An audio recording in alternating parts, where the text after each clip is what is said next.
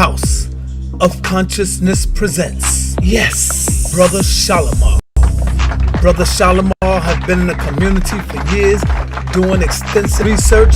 Brother Shalimar has been a House of Consciousness supporter since day one. Peace and blessings to my brother Shalimar. Full name is Nasik Shalimar Ibn Abner bin Yisrael, and I characterize myself as a Moor of Hebrew Israelite descent. By that I mean that at the time of our captivity, the Moorish Empire was in the ascendance. It was still in the ascendance, and as that, I felt that I was a part of the Moorish Empire when they came over to get us and enslave us. Now, I'm not going to say that all of us are Hebrew Israelites, but from how I was trained, most of us are, and that there's different aspects of this captivity that needs to be brought out that can be of benefit to us all. I recall Dr. Ben once saying, which was two things that really got me started on doing research and on trying to do lectures. One thing was Dr. Ben said that the Hebrew Israelites have a lot of information that could help the community, but they seem to just stay back with it.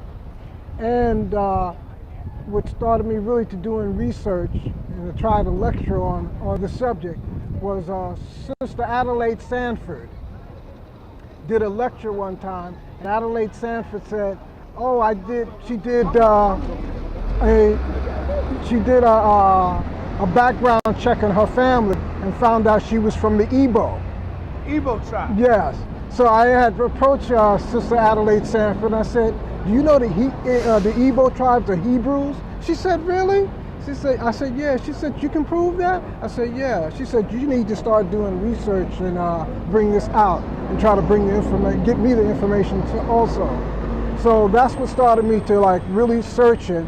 And one of the main books I started with was From Babylon to Timbuktu, because once I started going into this book seriously, and then from this book, first was the Bible for me, and then I wanted to try to prove whether what was in the Bible was true or not.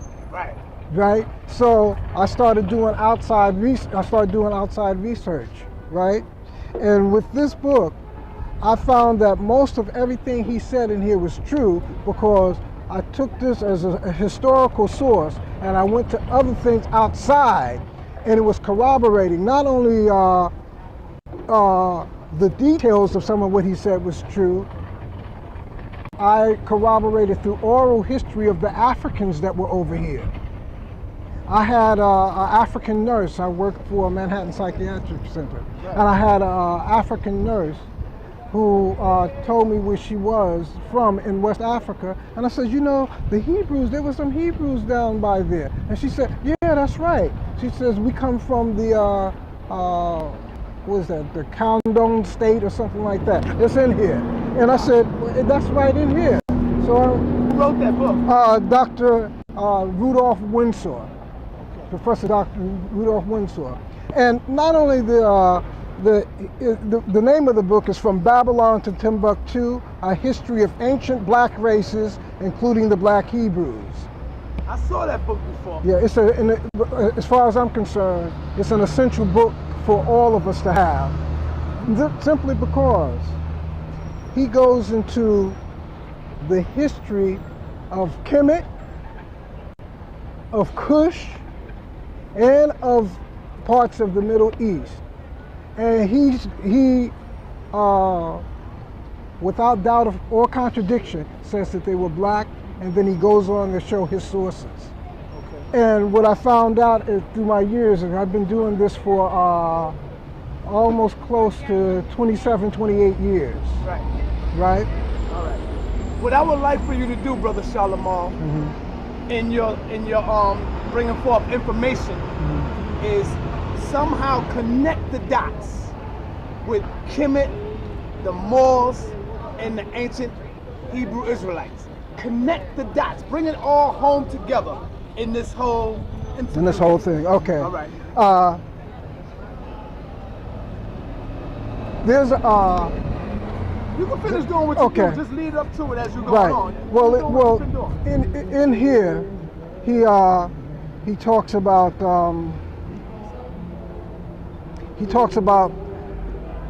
the origins of the different races also, and he starts out with the ancient black civilizations, and then he goes into origin of the white race. But now his base, you have to understand, him being an Hebrew Israelite, is the Bible.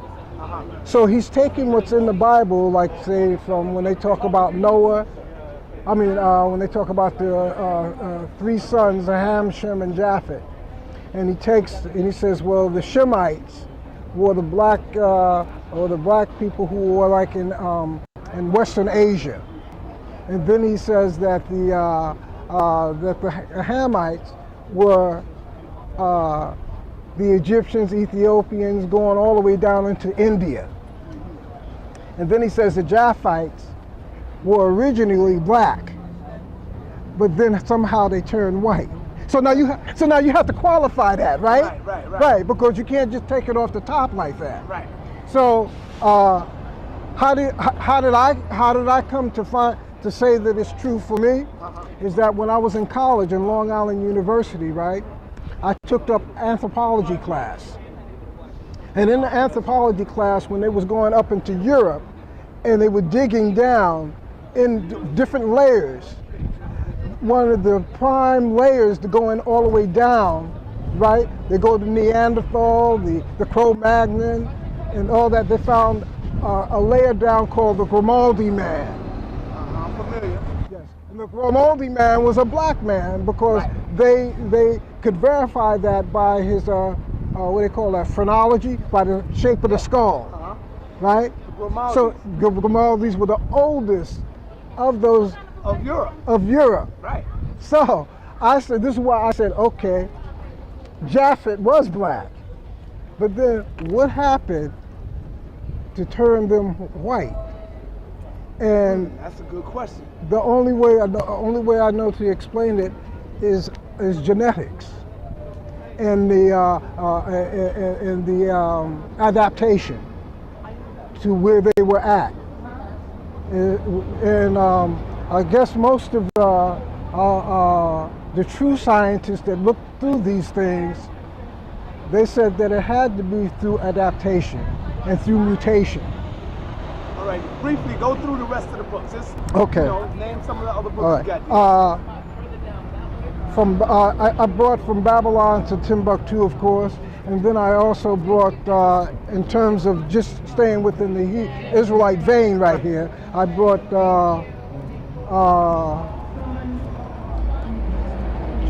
Jews and Judaism in African History. By Richard? By Richard Hall. By Richard Hall.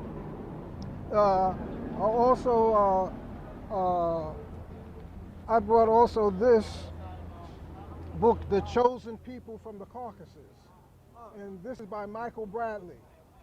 And in here, he goes into the fact that the European Jew is not a true Jew, and that he's merely a Caucasian and part of the Caucasoid family, and that his behavioral tendencies and his psychology is the same as the other Caucasoids, that he was highly aggressive. And that he also shows in this book too that in the Bible they talk about the birth of Jacob and Esau, and that the commentators in of the Bible said that Esau was really the Caucasian in his caveman thing. Oh, okay. Also to corroborate, to corroborate a number of things that was said about the Caucasian and what happened, what he did when he came down into the East, and who he was The Making of the White Man by Paul Laurence Guthrie. In there, he talks about the Caucasus Mountains. He talks about the gates that were set up. He talks about how there became an alliance in the East, an agreement among them to keep the Caucasian out, because when they let him down in there, he caused a lot of mischief. Now, he charts this, he documents this through the history that was in, through the old history of the Iranians, and some of the old history that was in Iraq, which is Babylon. Iraq is Babylon, and Iran is Persia. Those old names. So, in there, also another book that goes specifically into is the Iceman's Inheritance. Michael Bradley. Because if you don't understand his history, you don't understand his psychology. Dr. Amos Wilson once pointed out that you will not find the Caucasian's history in history. You won't find the Caucasian psychology in psychology. You have to find his psychology in history. He never will put his psychology in psychology. I went to school for psychology, for psychotherapy. So I know what he says is true. He's not going to give you his psychology in his psychology. That's just not possible. But if you go through his history, it's in his psychology is there, and it's different from everybody else's psychology, which Michael Bradley points out that why is he so different from everyone else? You understand? And in all this, I find you can find a line of history and reality through the Bible. Now, you have to realize that you have to take on a perspective of the Bible as a history book and not as a religious book. And when I grew up, when I was growing up, a black rabbi by the name of Rabbi Woods told me, he said, Shalmar, the Bible is not a Western book, it's a book of the East. And in order for you to understand it, you have to understand the context of the East. You even have to read Eastern philosophy and then reapply it to what's in the Bible. Otherwise, you can't use Western psychology for an Eastern book. So you got to know Eastern history in order to this. And African history is a must, because it is actually an African book. So through all your research and study, can you show and prove? Because I know you hear all the talk when they say Jesus was never real. Jesus is not a man that ever walked the face of the earth. That's a myth. Can you show and prove today that Jesus is real? That Jesus was a man that actually walked the face of the planet Earth? I can't show and prove, but I can tell you that whatever name he went by.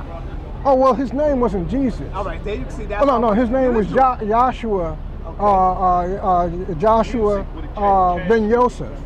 Or some people say that his name was Yahshua Pandera, meaning that Yahshua and his totem was the panther, right? But I know him as Yahshua ben Yosef, the son of Yosef, right? And that in certain of the Roman chronicles, they have in there his trial. I used to have a book that came from the it's a Masonic order that was based in Rome, and they had the records of the trial of him. I can't remember, it'll come back to me what it was, but I used to have the little book, and it's out of Italy. This Masonic order came out of Rome, and in there they had the trial of him. So for me that was a proof enough that he did exist. That some of the things that was placed in the New Testament was kind of rearranged, because Professor Barashango had wrote a book about the Bible. It was a big Bible, and in there he gave historical facts on how the New Testament was put together, and that this rich shipbuilder put most of the Gospels together in order to make it look favorable for the Europeans.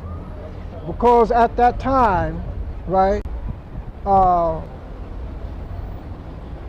before Christianity took root, the Roman Empire was falling.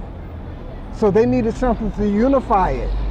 So they chose Christianity. It wasn't called that in the beginning. Okay. But in the Bible, it tells you that, like in the Gospels, it tells you about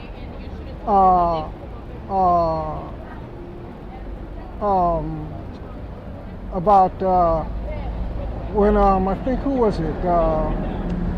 One of them wanted to go among the Gentiles, and it says that in the Hebrew said we don't have no dealings with the Gentiles. And then Peter had a dream, right? Yeah. And in Peter's dream, he saw all these different animals and stuff like that. But just before Peter went to sleep, he was hungry. So he fell asleep on this roof, and he had this dream about all these different kind of animals, and somebody and all that. And it said, and the voice of God said, "Slay Peter and eat." And Peter said, "I never put no unclean thing in my body." So when he woke up, he couldn't understand the dream. He was confused. And then he went to Cornelius, this guy named Cornelius, went to his house and found Europeans mixing with black Hebrews and all that. And he said, "I don't understand this." So he says, then he understood the dream, that they were supposed to use the European in order to try to get back the kingdom. And I mean, we're going into the Bible there, but if you read Romans, the book of Romans, from the 9th chapter to the 11th chapter, it lays out the plan. Because in there they say that those who were coming into this way of life of the Hebrews were only branches that were grafted on. But the root is always going to be the same. That was slick talk. Right. It was real slick talk. Do you know how the Bible was created, how the Bible was formed? Because at the time, it wasn't called Bible. No, it was called we called it the Torah. The Torah? Yeah, it's Torah in Hebrew. They try to tell you that it means the 5 books, but how can 5 books come out of one word? Torah means the way. It's just like, this is the way that you should walk. The Bible was formed over time, over a period of time. It wasn't like they had Moses, who said it was the 5 books, but Moses, remember, spent a lot of time in Kemet. Okay. You see, and so a lot of what you see in the Bible, that's why it doesn't make sense to just outright down the Bible and then promote Kemet. Well, how you going to promote Kemet and don't promote Israel? You understand? So here's the thing: if Kemet is the cornerstone, and it is the cornerstone, right. If we took Kemet back, how are we not going to take Canaan back? You understand? You can't, because they were connected. And if you in the Bible, see, some people don't bring this part out. The Bible, Canaan, or what they call Israel now, and Kemet were always connected, because that was one of the the zones of influence of Kemet. Well, Shalimar. Yeah. If ancient Egypt, Kemet, was the origin, if it's the root, and I know you know that it's the root. Yes. Then why wouldn't you get the knowledge from the root instead of from a Johnny come lately like the Bible? Because all the knowledge that's in the Bible come out of, not all, I would say most of it come out of ancient Kemet. So why wouldn't you go directly to the source for your information? Well, we didn't have access to the source. We have access to it now. Yeah, but in the way we're still reconstructing Kemet. When Israel got it Let me say how you say it. I'm gonna say it the way it was refined. It was refined. You understand? Because it was refined, and then even before we went into Canaan, there were certain laws that we refined because we had a chance to see the cause and effect of certain actions. And we also realized that in Kemet had started to get corrupt too. And the priests were starting to trick the people. So with that, I mean, some of the essential laws and some of the central moral teachings that was in Kemet, we brought out with us. Now the controversy comes, I think, politically, when you get the true house of Israel mixed up with the imposters. Because the Jews have had a lot of this information for so long, and they put their face on it. So sometimes when you think of Israel, you don't think of yourself, you think of them. But the moral teachings in the Torah and the certain ways of life that's in there is beneficial to us. Because it helped bring, hey listen, it brought the European from his uncivilized, savage state up. Now, hold up, brother. Incest and all that. When you say the doctrine, the teachings, the Bible, have brought the Europeans from even us. Brother, they killed our people in the name of their Bible. They killed our people in the name of Christianity. Yes. Because when you look at the pictures right there, they burned crosses on your loin. Yeah. So when you say that it cleaned them up, I don't see that. Can you show and prove to me where religion have cleaned up the Caucasian? I wouldn't say religion, I would say spiritual teachings. You understand? Because the Bible is not a religious book. It's a book that deals with statutes, laws, and judgments, and spiritual teachings. Now, religion comes in. The only reason why we call it religion now is because the nation and the way of life was conquered. So the only way that we could keep the nation and the way of life together is that we had to form it as a religion. That's the only way they would deal with it. Okay. Otherwise, it would have been wiped out completely, just like in Kemet. The only way that the Kemetic way of life was able to survive itself was that they had to bring it up under those mystery schools or mystery teachings. And even with that, Justinian, I think it was, he closed down that. You see? Let me ask you a question. Yes. In regards to the Bible and black people in America, would you say that the Caucasian used the Bible to give his slaves religion instead of spirituality, which from what I'm understanding, listening to you, that was its true intention, to give you spirituality. And the Caucasian used it to give you religion, which is a doctrine of submission and requires blind obedience. Oh, absolutely. Absolutely, that's what he did. But that happened after a conditioning. Mm-hmm. We didn't just come over here like that. As a matter of fact, in one of these books, Fighting Slavery, Fighting the Slave Trade, they tell you that They tell you what? That they wouldn't even. Sometimes they wouldn't even bring you. Like once the slave trade. First of all, the slave trade did not begin from Africa to the Americas. The first slave trade, if they first started in early 1400s, 1401 or something like that, when the Portuguese got a license, an exclusive license called the Asiento, to import slaves up into Western Europe, which means up into Portugal and those places like that.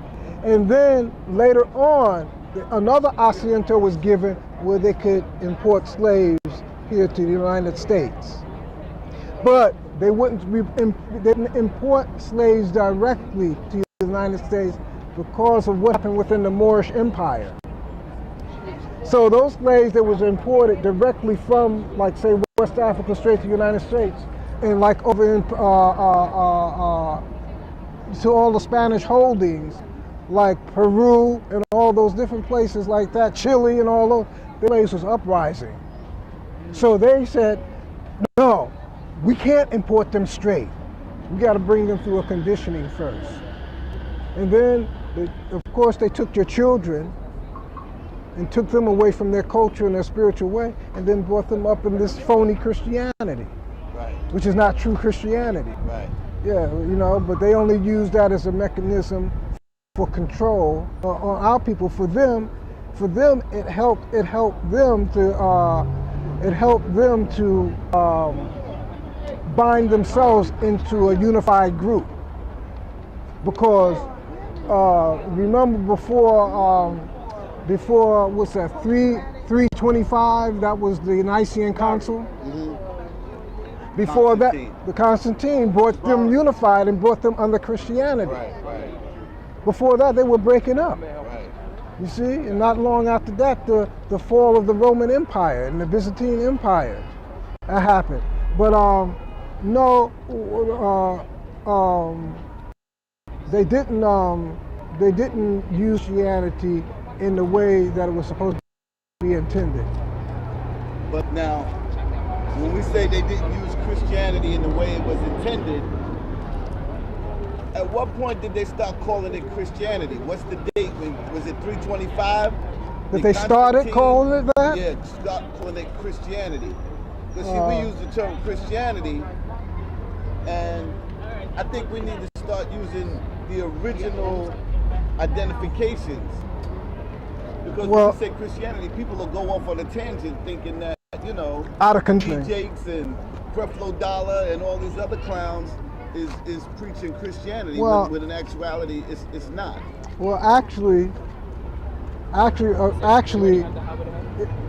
what they call early Christianity was really the Hebrew way of life.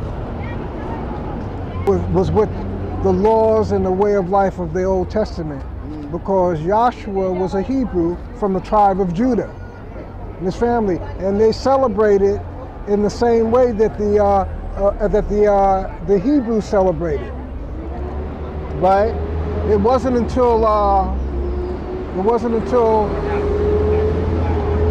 Paul, what they call Paul, he began to teach a different teaching. And it wasn't called Christianity, they called it the Nazarene movement or something else like, but they didn't call it that. Or they called it some kind of Hebrew what they call the Zealots and all, they call them all these different kind of movements. How do you make your connection with the Hebrews and the Moors? Now we still gonna deal with the slavery too. Okay. With the Hebrews and the Moors. How do you make that connection first? The Moors is a overarching term. And under the when I say Moors, I'm talking about the historical Moors. I'm not talking about Noble Drew Ali Moors. No, I'm talking about. You can bring that in later on. Yeah. But yeah. Yeah, no, the historical Moors was a overarching term that had other nations in it. And the Hebrew nations is one of the main nations that were part of the Moorish Empire. When I use Moors now, I'm going to use it as a term of empire. Okay. Right, not as a term of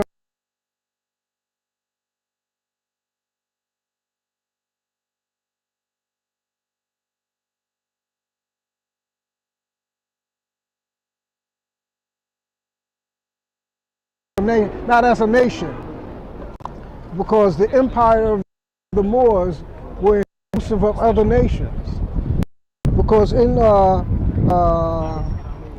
here, the rise and fall of paradise, when Arabs, or it should be Moors, and Judeans or Jews, a kingdom in Spain. And in here, they tell you that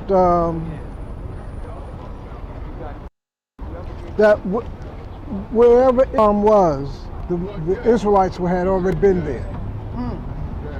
right? So now, like, let's take North Africa, Morocco. The Moroccan or Carthaginian civilization, when you go into where they, indigenous people, say they came from, many of them say they came from Canaan, and that they are the Canaanite people, and that those Canaanite people were Phoenicians, right? And the Phoenicians were in Canaan, and the Phoenicians and the Hebrews spoke the same tongue. The Moabites, they spoke almost the same tongue. Some other people in Canaan spoke almost the same tongue. If in a good unabridged dictionary you look up the word Hebrew, it tells you that it's an Afro-Asiatic tongue. That Hebrew is derived from an African tongue.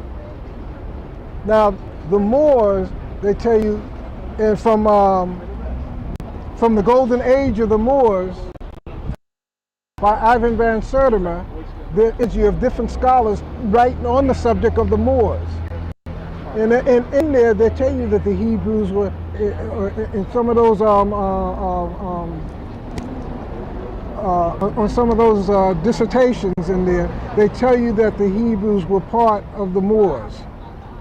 And in this book here, it tells you that the Israelites were already up in Spain, and that when they were down in Morocco, right? It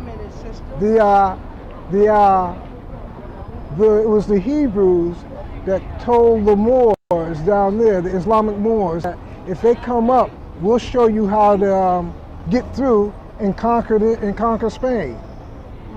So how come nobody never talk about that history? They don't talk about it. I never heard that one before. Right, but it's true. It's I want to read something to you. Yeah.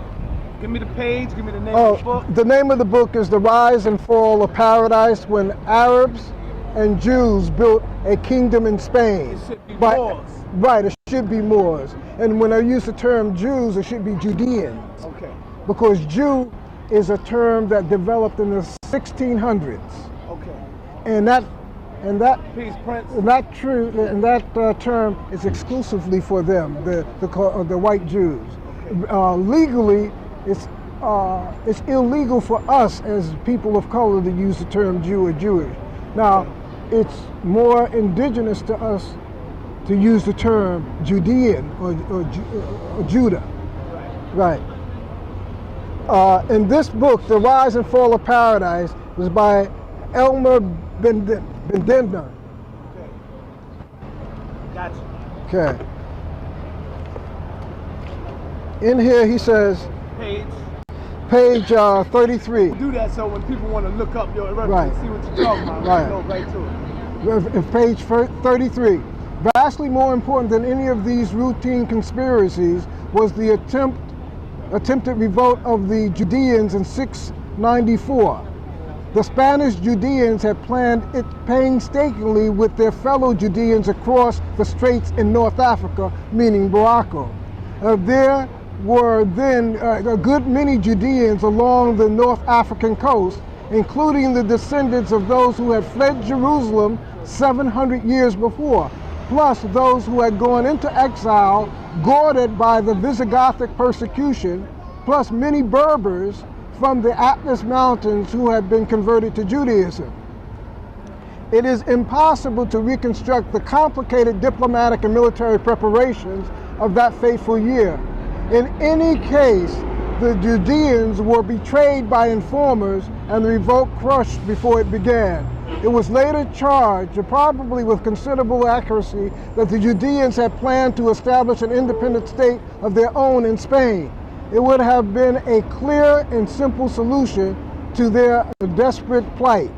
Right. I'm gonna jump down. In 710, because the 711 is when the Moors made their incursions up into Spain. In 710, a rebellion tossed to the surface a king named Roderick,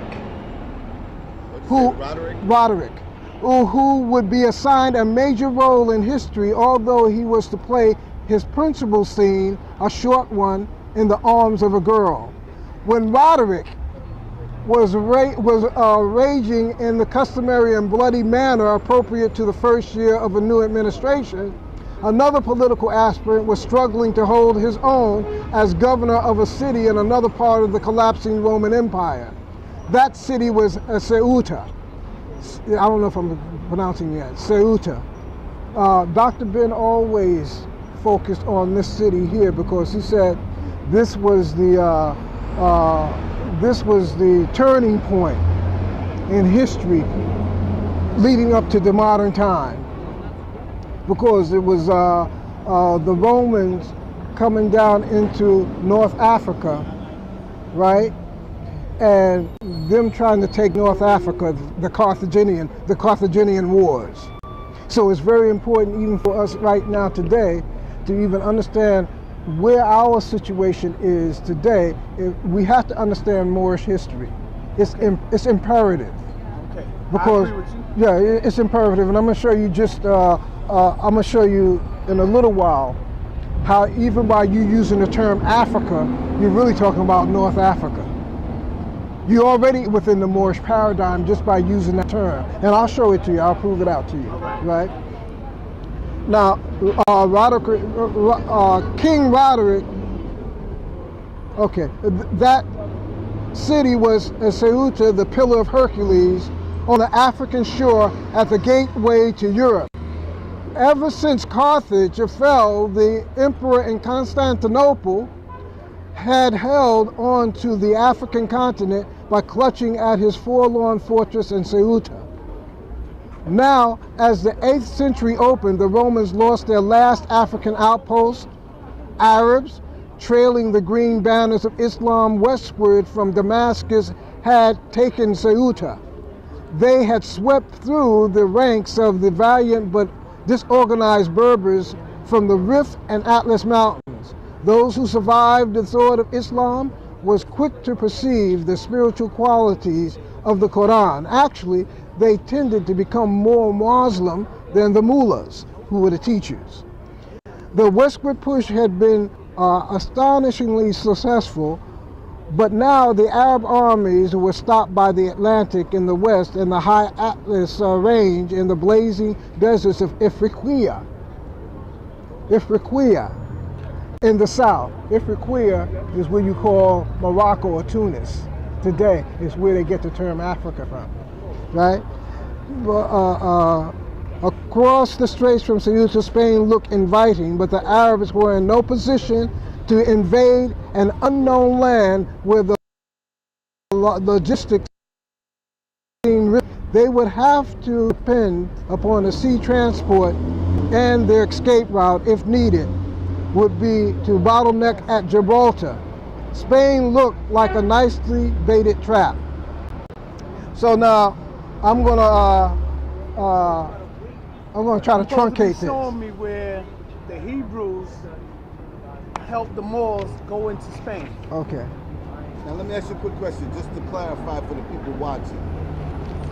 When you say Hebrews in this time period, and when you say Arabs in this time period, are you talking about the light-skinned Arabs that are there now? Are you talking about the Hebrews who have morphed into the Ashkenazi, Caucasian Jews? Or are you talking about black Arabs and black Hebrews? I'm talking about black Arabs who are known as Moors. Moors, yeah, they're not Arabs, because they make a distinction because you read the Arab army.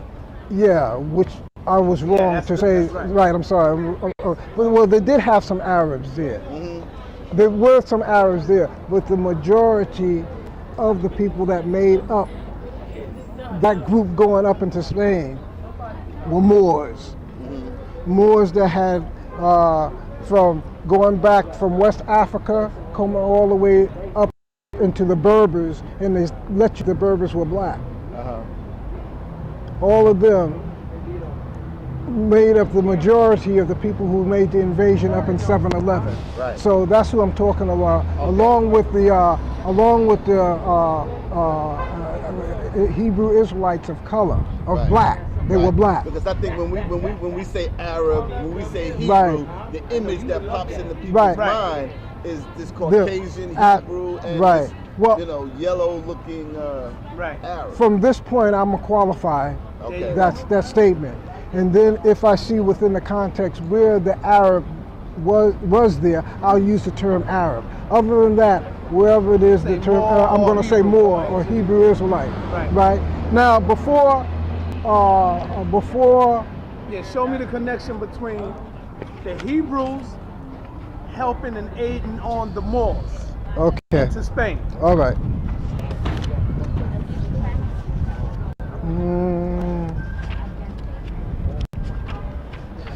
It was what I was reading, right, and I'll just truncate that.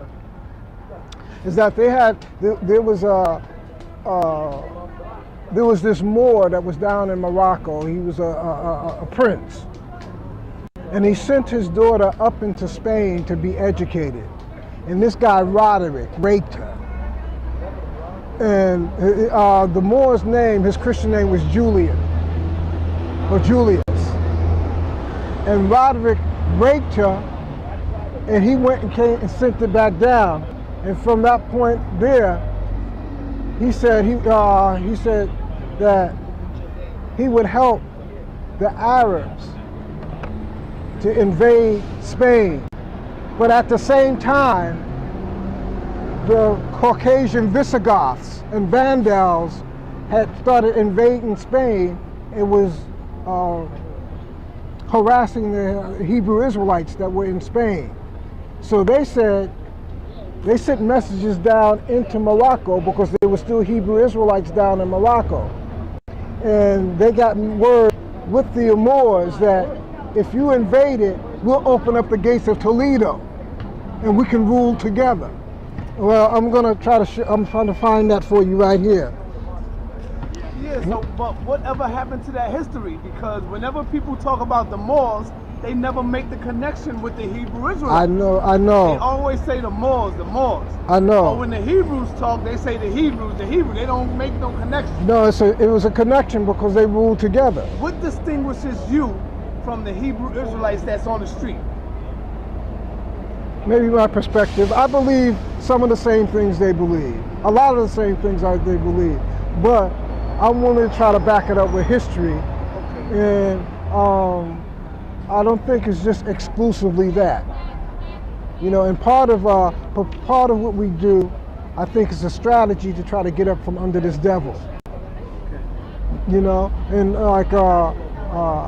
I think that at the base of our strategies is true, but some of our approaches may not. It may be true approaches, but the devil is the devil.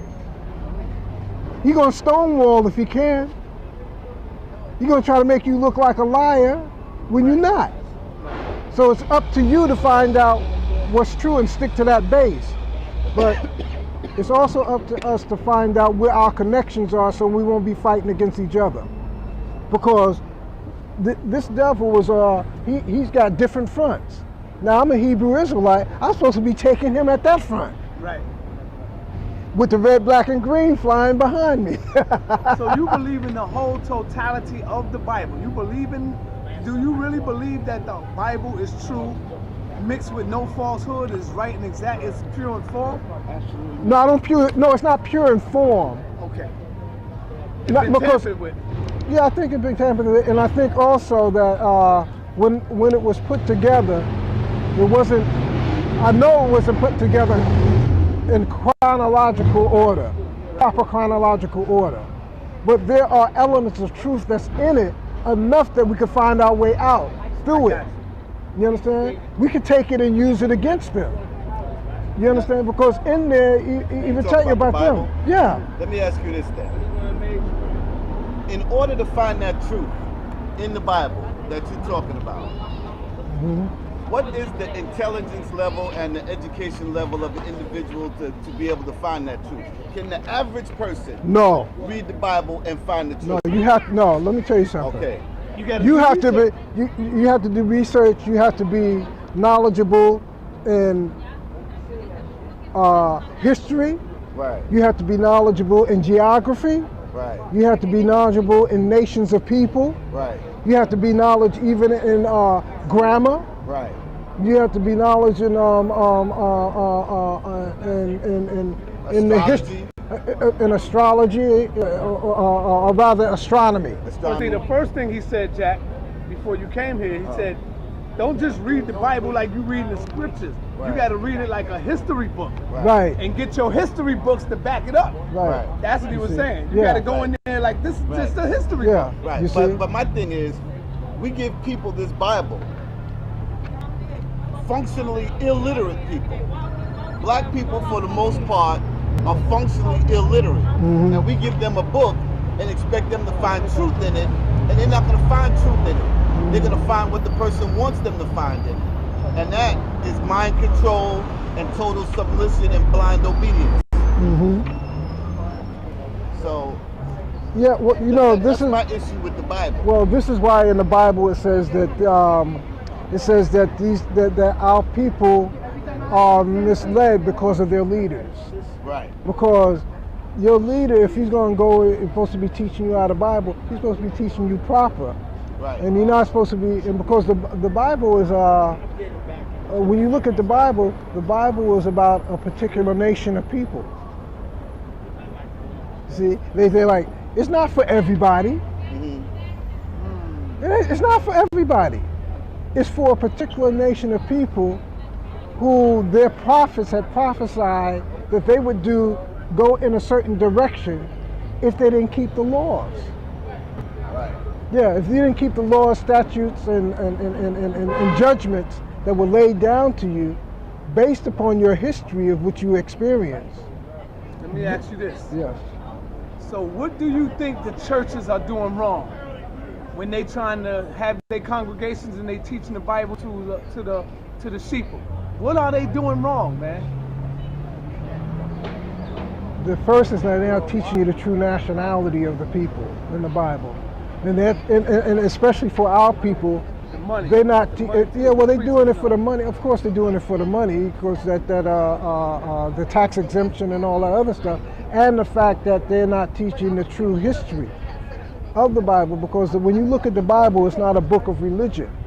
In there, they don't talk about religion in the Bible. It talks about laws, judgments, and statutes, and it tells you about certain behaviors that took place that caused a nation and a people to cause their downfall. You know, it's just like if you don't know the history, then you're bound to repeat it. So that's what the Bible is about. And the preachers themselves, some of them know. But it's easier to get along and make that money and play on the ignorance of the people. Because most of our people think that they're Gentiles. The Gentile, in Hebrew, the word Gentile, goy. Really break down the term goy, it means a person that's partially civilized. We didn't use that on each other. That was for the European. But also goy means, or goyim, means nations outside the nation of Israel. But it had a particular, when we came in contact with the European, it meant that he was partially civilized. He was like and you know what? And towards the Middle Ages and all that, they found out it meant that, because when they started, their religious men started studying the Talmud. And the Talmud tells you that goy means partially civilized. So that's why the white Jew was getting so much heat. All right, but I don't want to cut you off. What you was doing was, you was looking for the connection between the Hebrew Moors. Okay, here was down together in Spain, in the Moorish takeover of Spain. all right, here. Go ahead. Okay. Remember I was telling you about Roderick Rake, the daughter of an emperor in Morocco. Right. So he went and got his daughter and brought his daughter back. Right. And from there he said, "The hell with them. The hell with them Europeans." right? And that when the Arabs came in, along with the Moors, he told them, I know how to get you up in there. But at the same time, the Israelites were being invaded, and they sent messages down into Morocco that if you guys want to come on up here, we'll help you. We'll even open up the gates of Toledo. Toledo was a central city that when the gates of Toledo was open and they took Toledo, that was the game, or the whole game. That's when the Moors came in the power. So here, I'm coming to this part.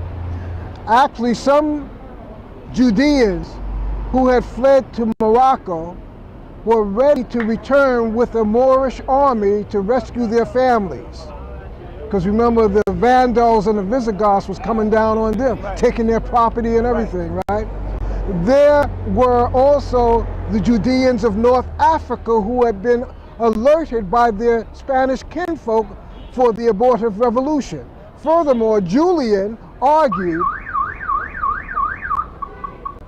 the North African shore was now full of Islamic Berbers, fully armed and constituting a political danger unless they had something to occupy their minds and hopes. Musa still wondered why the Caliph of Damascus should be interested in a Spanish adventure.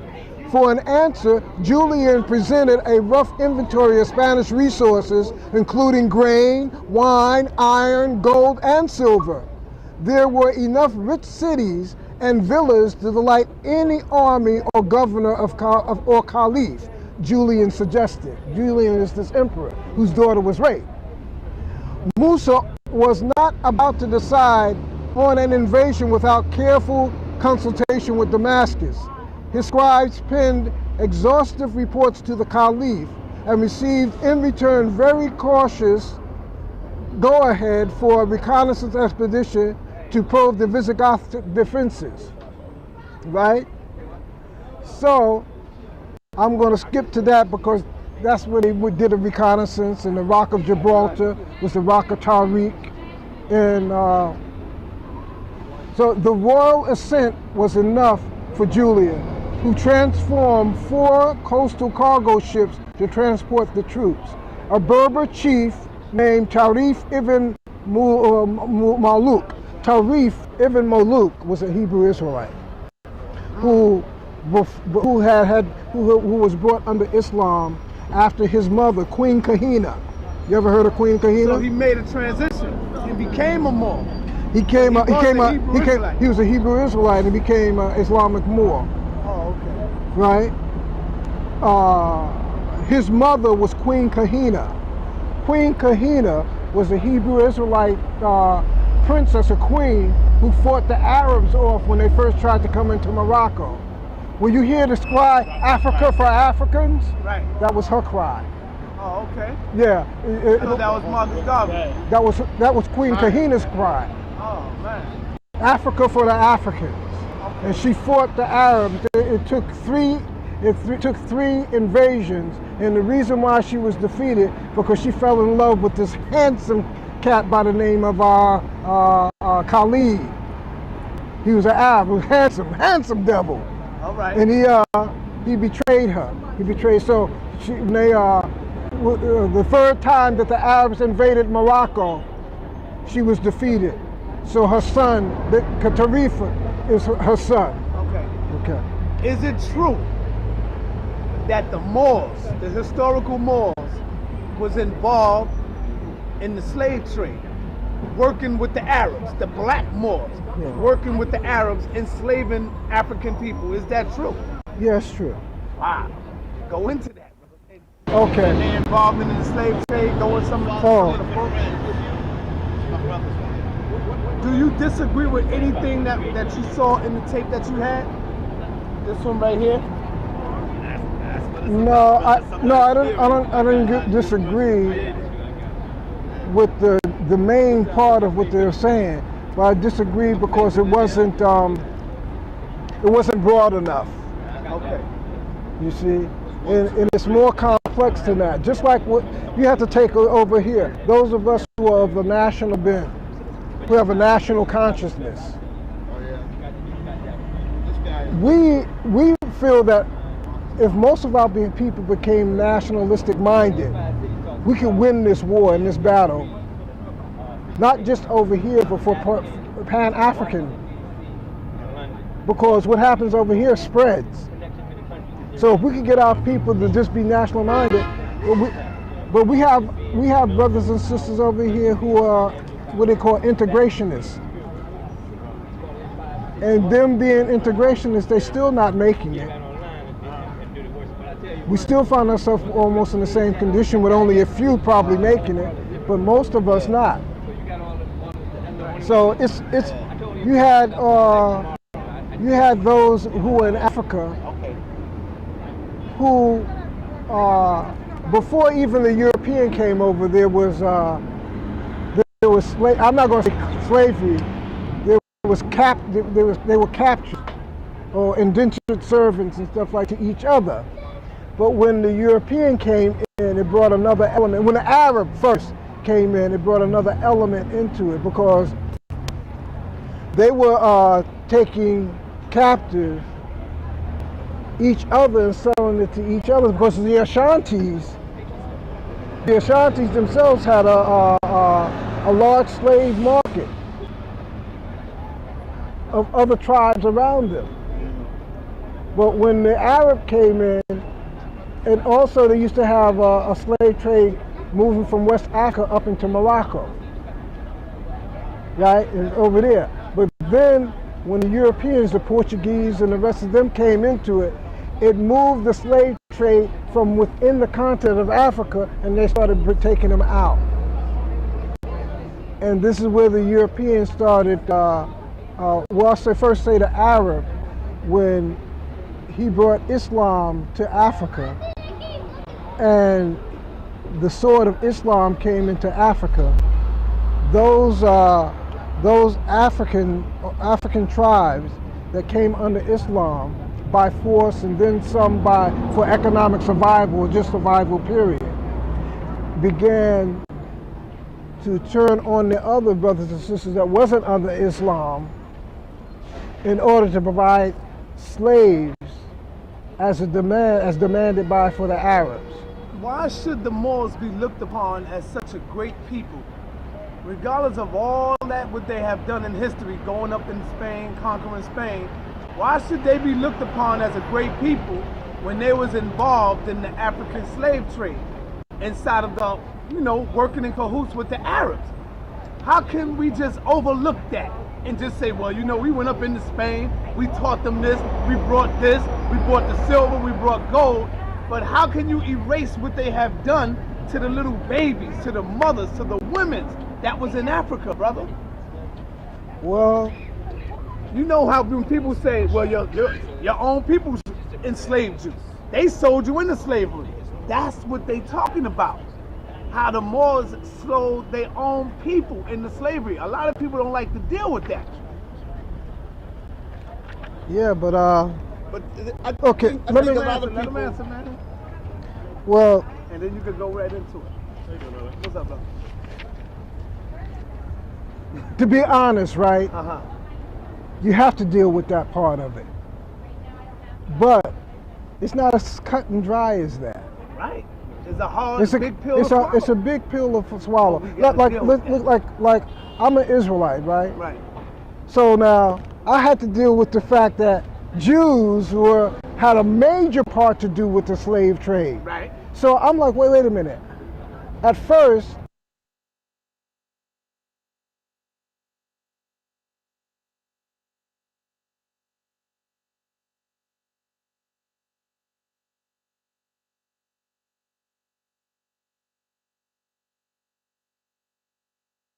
it boggled. Here I am, I'm calling myself a Hebrew Israelite and a Judean, and the slave trade happened, and then they started talking about the Sephardic Jews, how they had such a heavy hand in it.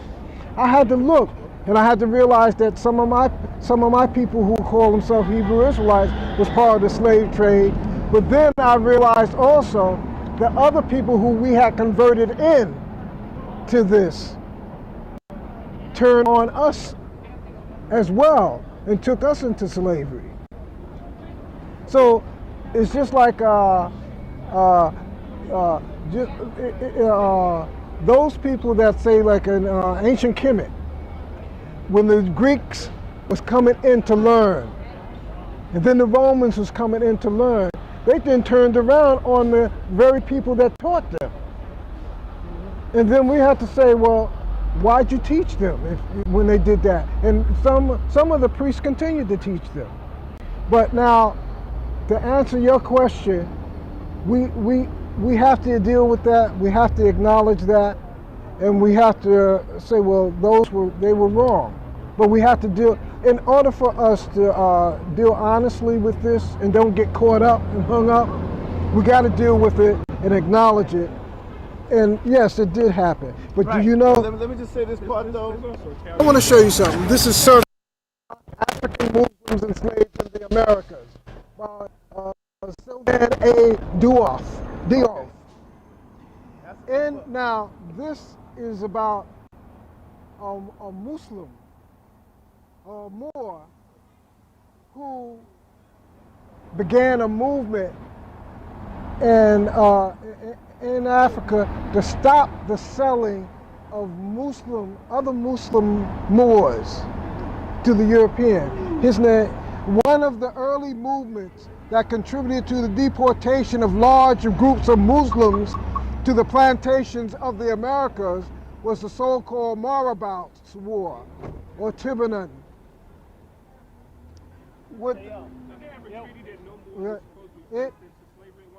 this. Its leader was Nasir al-Din, a Berber Morabout from Mauritania who belonged to the Qadiriyya. Leader was Nasir al-Din, a Berber Morabout from Mauritania who belonged to the Qadiriyya Brotherhood. He launched a jihad that reached Senegal in 1673. The movement was directed against the pagan rulers, and its goal was strict religious orthodoxy. Nasir al-Din denounced the animist kings because they sold their subjects to the Europeans under the flimsiest pretext. He stated that Allah does not allow kings to raid, kill, or enslave their people. He has them, on the contrary, to guard them from their enemies. The peoples are not made for the kings, but the kings are made for the peoples.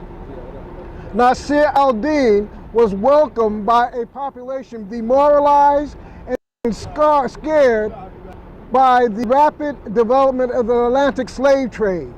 With the help of the native and Moorish Marabouts, he subdued the Senegalese kingdoms of Fouta Toro, Jolof, Kayar, and Wallo, and replaced their rulers with Marabouts.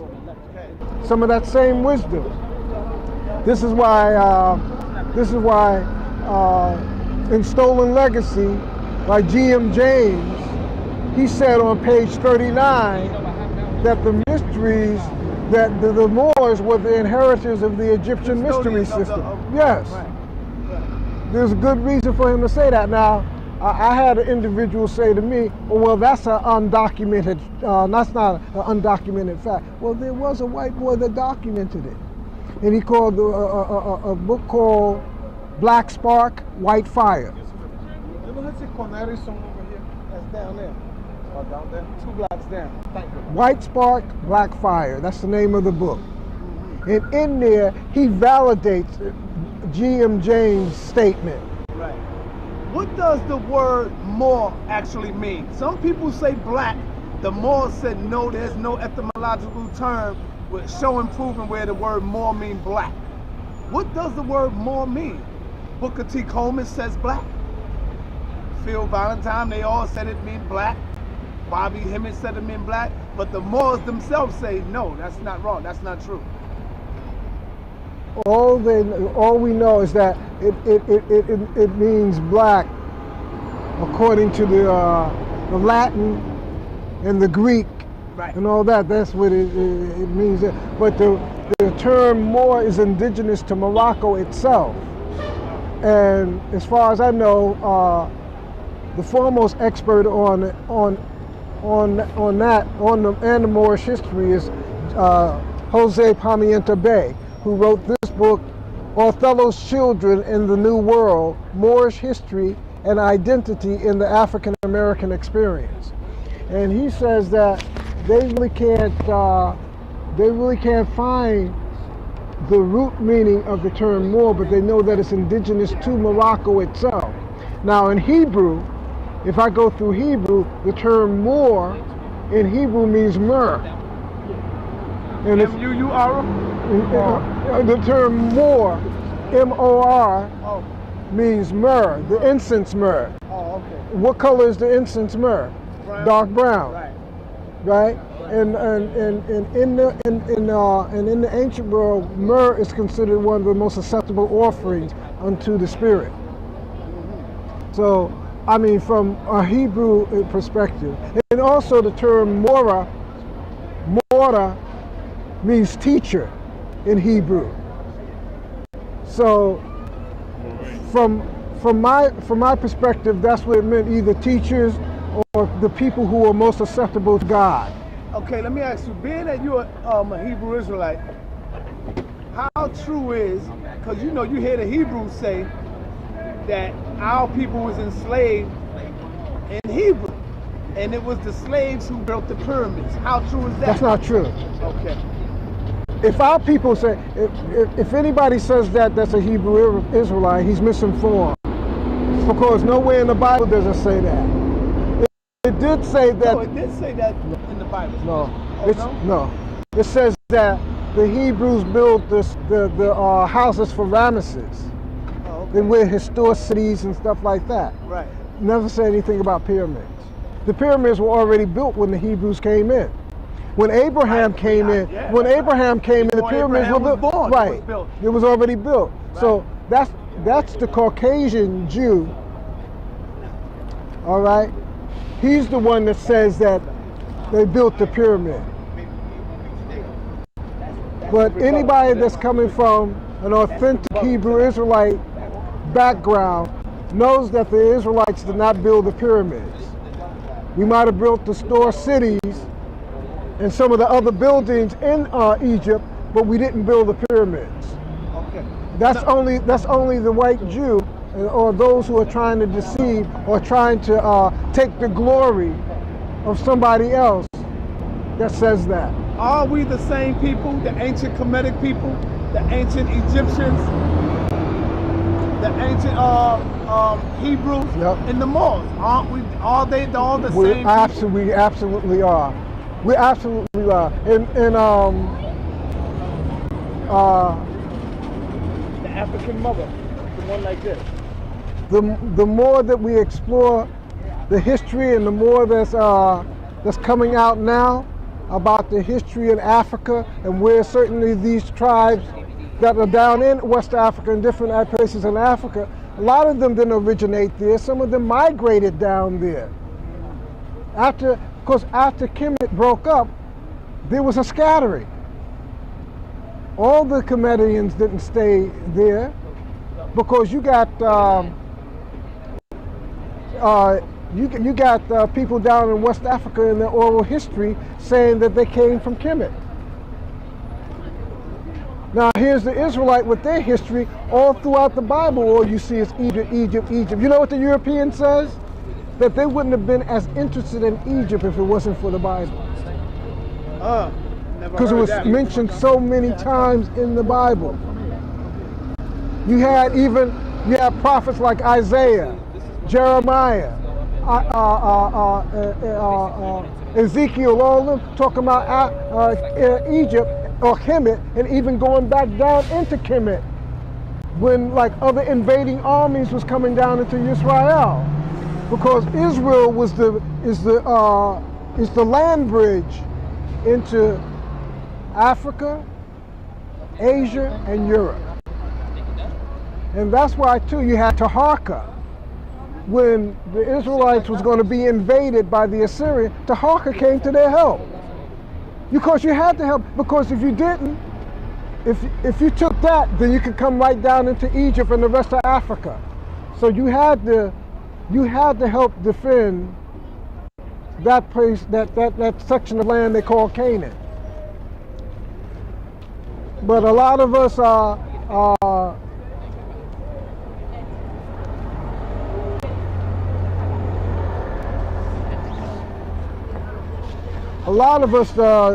don't realize that, because you got these European Jews who were converted into the faith in 740 AD. 740 AD, or what they call in Hebrew 740 CE, Common Era, right? And they were Khazars. And even before that, you had certain little forms of Romans being converted into this. But the main body of those people that we call Jews today are Khazars, who were up in near the Caucasus Mountains, up near Turkey, and they were converted into this in 740 AD. And then another form of conversion took place with them in 960 AD. Okay.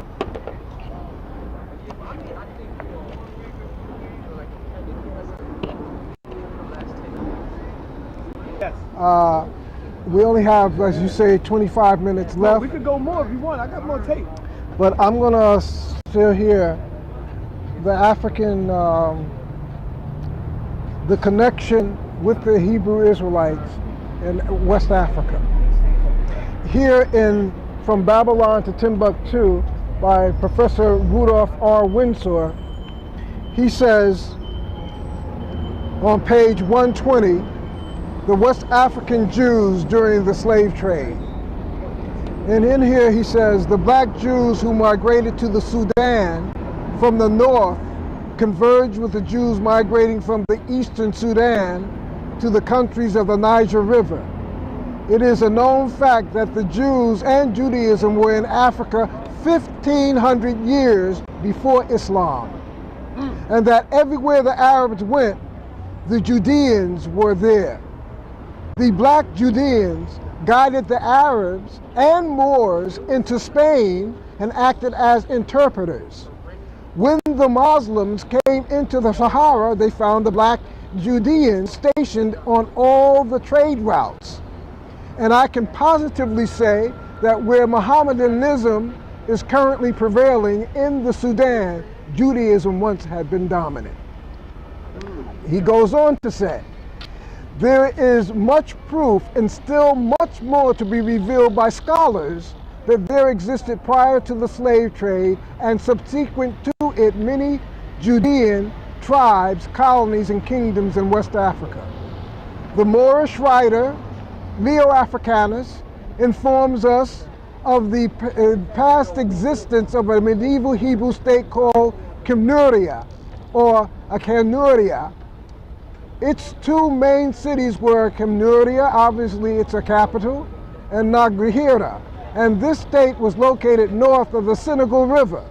According to this Moorish Judean, this black African Hebrew state had vanished by his time.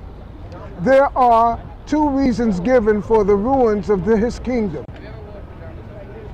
One, the intensive sandstorms of the Sahara Desert caused by droughts and rendered the cities uninhabitable. Two, the migration of the Fulahs of Fulbe toward the west. The Kanuri called the Fulahs Falata.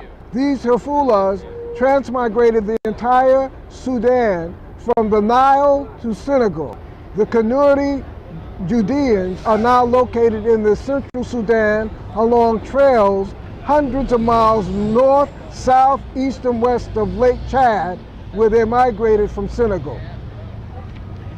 I'm going to say, it is the conclusion of some scholars that when the Judean kingdom of Ghana fell, many of the Hebrew tribes established settlements among the African tribes throughout Central and Western Africa. So what I'm trying to say is that those of us over here who say because all Moors don't believe that we were taken captive over there. No, I agree with that. Right. I know that. Yeah, we Right. was all over the world. We at was that all time. right. Yeah, I know so, that. Man. those of us who say that we were taken captive in West Africa and trace ourselves back to West Africa, I'm saying those, not all of us, but those of us who have this inkling that maybe they might be Hebrew Israelites, that it's not just a figment of your imagination. There's actual physical hard proof, historic Hebrewites. And Rudolph Windsor further goes on to say Hebrews had settlements not only in the interior of Africa, but they also from Morocco to Angola. He further goes on to say, like Jews or black Hebrews in America, some of the Israelites of Guinea don't remember the original nationality. This deplorable ignorance is attributed to various causes. 1, the fall of the Hebrew kingdoms. 2, the lack of communication with Judean educational centers. 3, intense persecution and the deliberate blotting out of the mind of their true nationality. Okay. I'm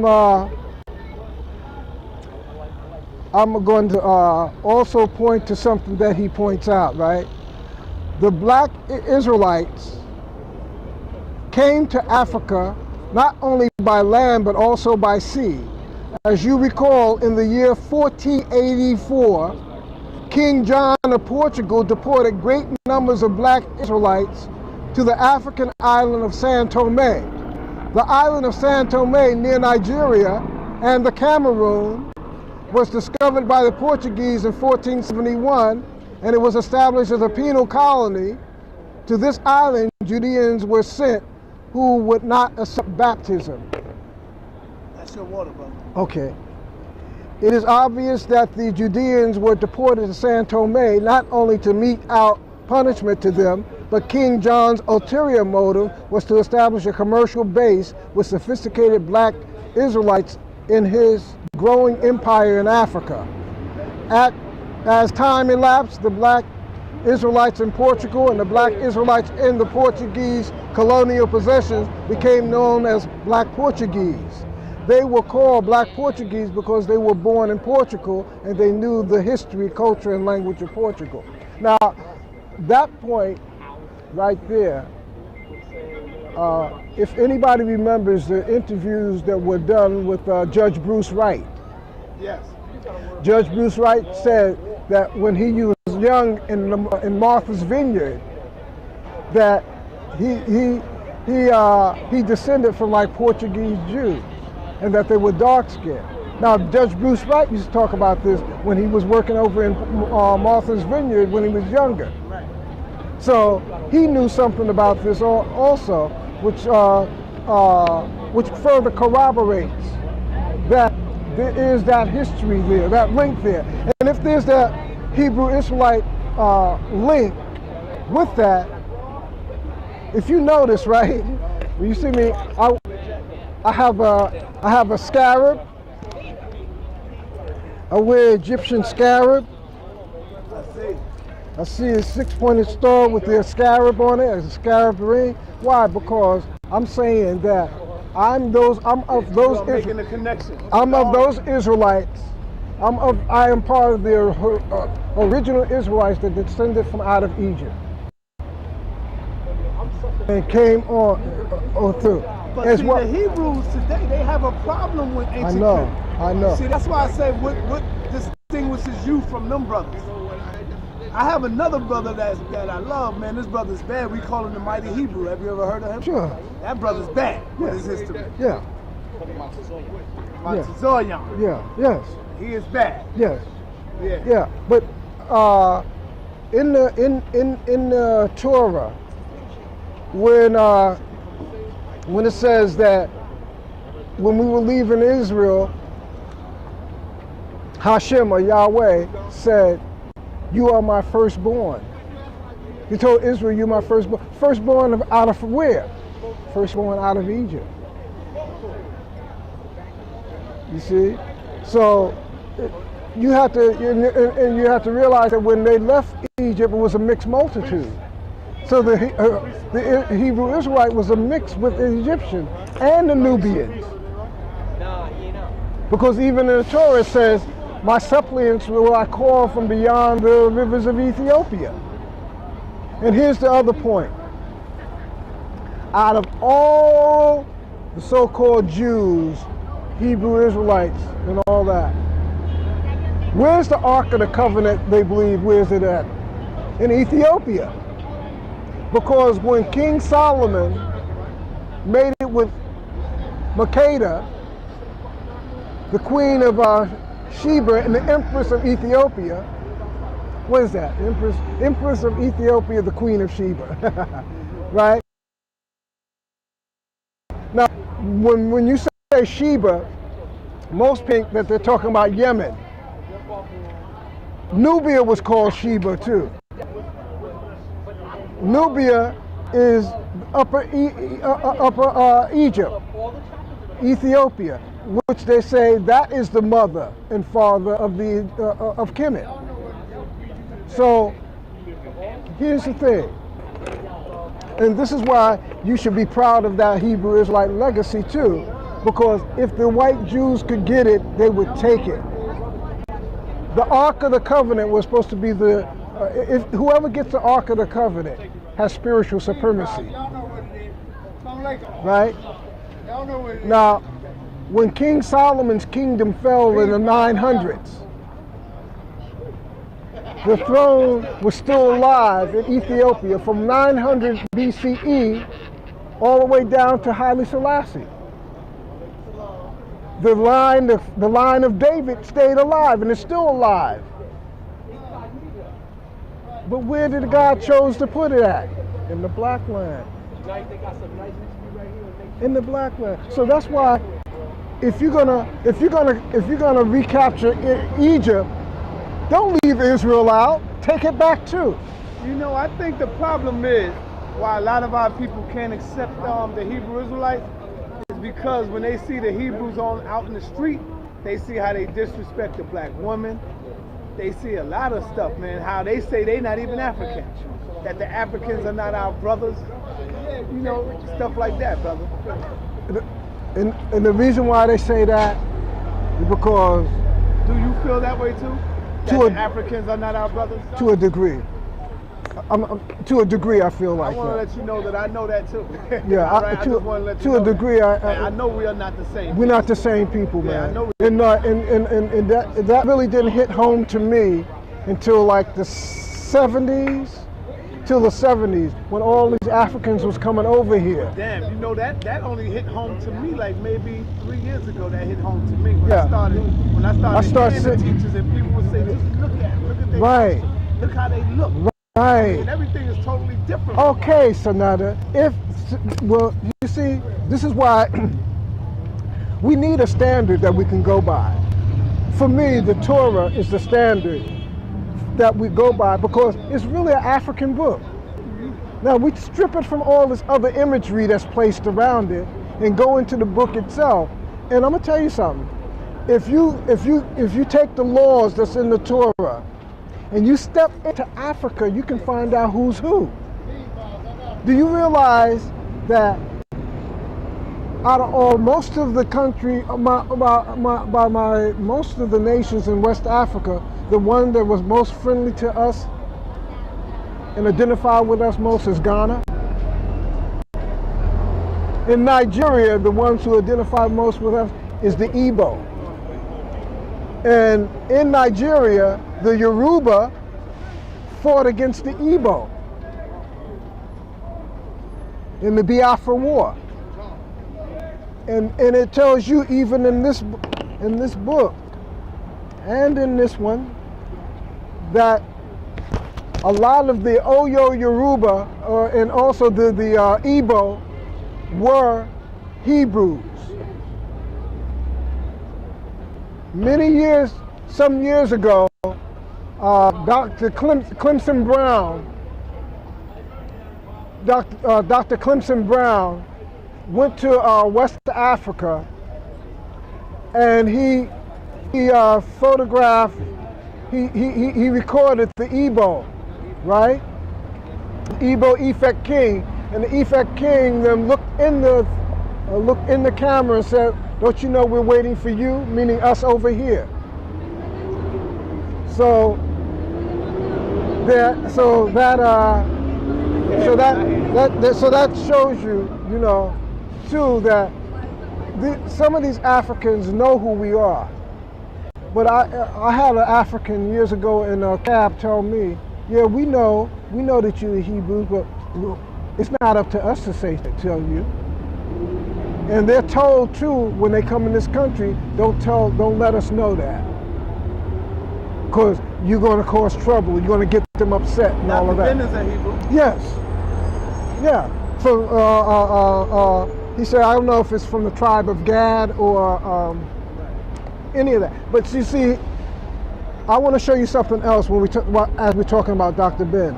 You have another famous Hebrew who's from Ethiopia by the name of Rabbi Paris. Him and Dr. Ben are from the same people, and the features are just alike. Do you realize that the Ethiopians that Haile Selassie represent, those type of Ethiopians, are not the indigenous Ethiopians of Ethiopia. Dr. Ben, his type, and Rabbi Paris, their type. They're the original Hebrew Israelites of Queen Makeda's time. Why did you bring the pictures out, brother? I brought the pictures out to show That's not Deuce Muhammad. No, this is Rabbi Arnold J. Ford. Oh, Hebrew. Yeah, Hebrew. He was the founder of the Moorish Zionist temple. Hold on. Say that again. Okay. That's a Hebrew Israelite. Yes. He was the founder of the Moorish Zionist temple in the early 20s, 1920s. This is before the Moors of the Moorish science, Moorish temple of science temple came. You had these Moors. Now let me tell you about Rabbi Arnold J. Ford. Arnold J. Ford was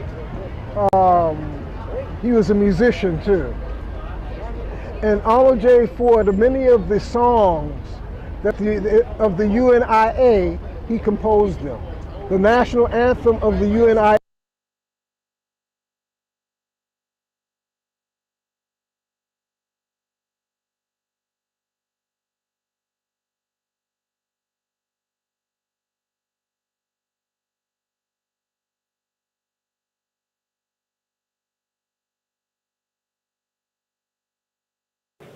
Good morning.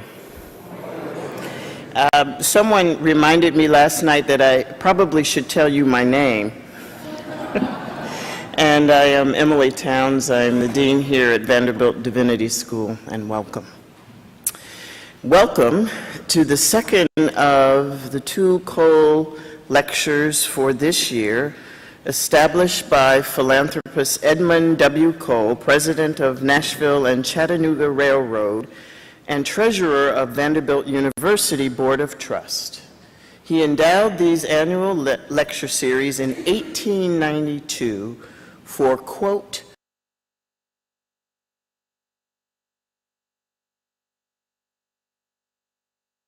it boggled me. Here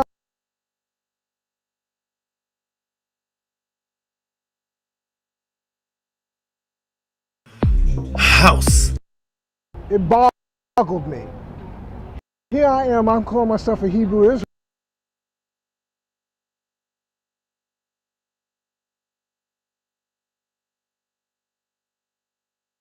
Israelite. Not as a nation.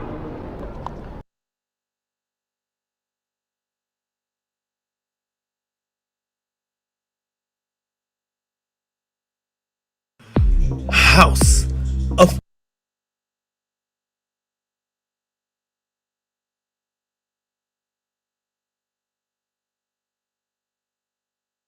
not as a nation, because the empire of the Moors were inclusive of other nations.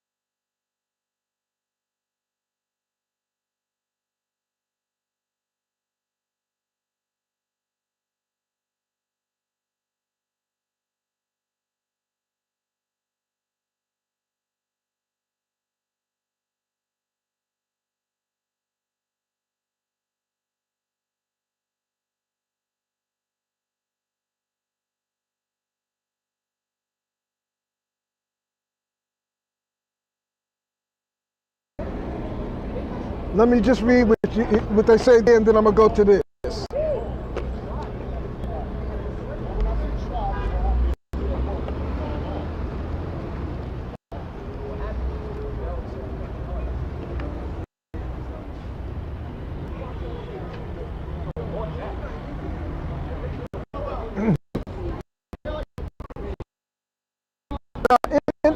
In this book, they begin to talk about the Muslim community and after, but then they start talking about the distinctive dress. Because even though they was taken into captivity, they were still trying to adorn themselves in the Eastern dress, right? So this is what you're talking about this. In addition to distinctive headgear, some Africans managed to retain their complete traditional dress with its numerous yards of cotton and flowing pattern. In Liechtenstein, which is in Germany, Anglo-Soliman the Muslim slave, he wasn't no slave, who became the teacher of Prince Francis, a nephew and successor of Wenceslaus' son, always wore the costume of his country. This was a kind of very simple garment in Turkish fashion, almost always of dazzling whiteness. Suleiman was living at the court, and it was the bon ton in Europe at the time to have exotic Africans in full regalia attending the nobility. So his attire may have been a product of European caprice, but since he kept that costume to the end, even when he was living on his own, it was likely his own choice. Angelo Suleiman had been forcibly baptized as a Catholic, and by keeping his religion's distinctive garments, he may have attempted to negate the conversion. Now, they call him a slave and all that, but let me tell you his full importance. This is called the Moorish, this is Angelo Suleiman, the Moorish Mason. Now, if you notice, he has the turban, he has the earring in his ear, he has a walking stick with the lion on it. And we call Angelo Suleiman Angel Solomon or Suleiman. Here's the significance of this. 18th century Freemasonry took great pride in their egalitarianism, sometimes demonstrating it by initiating members whose company they might not otherwise have spurned. They may have otherwise spurned. A celebrated example of Masonic broad-mindedness involved a one-time slave named Angelo Suleiman. They're going to contradict themselves. Born in North Africa in the early 1700s, Suleiman was sold into slavery as a child. He was educated by a succession of wealthy European owners, wound up as a tutor in an aristocratic household in Vienna, Germany, and became a popular figure in court circles. Eventually, he was freed and he married a widow baroness. In 1781, he was initiated into the prestigious True Harmony Lodge, whose members included many of Vienna's social elite. Suleiman became Grand Master of the lodge and helped change its ritual to include the reading of serious academic and scientific papers, a practice that eventually spread to lodges throughout Europe and enhanced Freemasonry's reputation for intellectual rigor. Similarly, Suleiman's membership in the Brotherhood became a famous example of Masonic progressive thought. Still, the former slave met with a most peculiar fate. When he died in 1796, his body was claimed by Holy Roman Emperor Francis II, who ordered it flayed and stuffed. The monarch had the bizarre habit of collecting stuffed human corpses. Francis then put the dreadful piece of taxidermy on display in his private museum. Despite the pleas of Suleiman's daughter and the outraged protests of his Masonic brothers, the grisly relic remained in the imperial collection until the Austrian Revolution of 1848, when a grenade pitched into the palace library sent the remains of Angelo Suleiman up in a merciful burst of flames. The point I want to make after reading this is I want to point out certain things. First, they say that Angelo Suleiman, born in North Africa in the early 1700s. North Africa is Morocco that they're talking about. So he was a Moor. The second thing is that in the early 1700s, Suleiman was sold into slavery as a child. No, they captured him. But even at that time, he was intelligent, and he came from royalty from Morocco, right? He was educated by a succession of wealthy European owners. What European owners are going, a succession of wealthy European owners? What European owners at that time, this is the 1700s, is going to educate a black man like that? There must have been something more. It further goes on to say, he wound up as a tutor. A tutor is what? A teacher. In an aristocratic household in Vienna. Now, Vienna is Germany. He's a tutor in an aristocratic household that was high. So he was educating them. Right? It also said that he became popular figure in court circles, meaning political circles. The court is where all the politics is held. It's high court circles, right? Eventually he was freed and he married a widow baroness. What a slave is going to do marrying a baroness? See, they contradicting themselves within this. In 1781, he was initiated into the prestigious True Harmony Lodge. When you read J.A. Rogers will tell you that the True Harmony Lodge was the main lodge for the literati and the intellectuals in Germany. He was one of the catalysts for the German intellectual enlightenment. You heard about the Renaissance Enlightenment? There was a German enlightenment. He was one of the catalysts for that. And where was it? He was teaching them in the Masonic Lodge. Beethoven, Mozart, all the rest of them belonged to that lodge. Go check J.A. Rogers.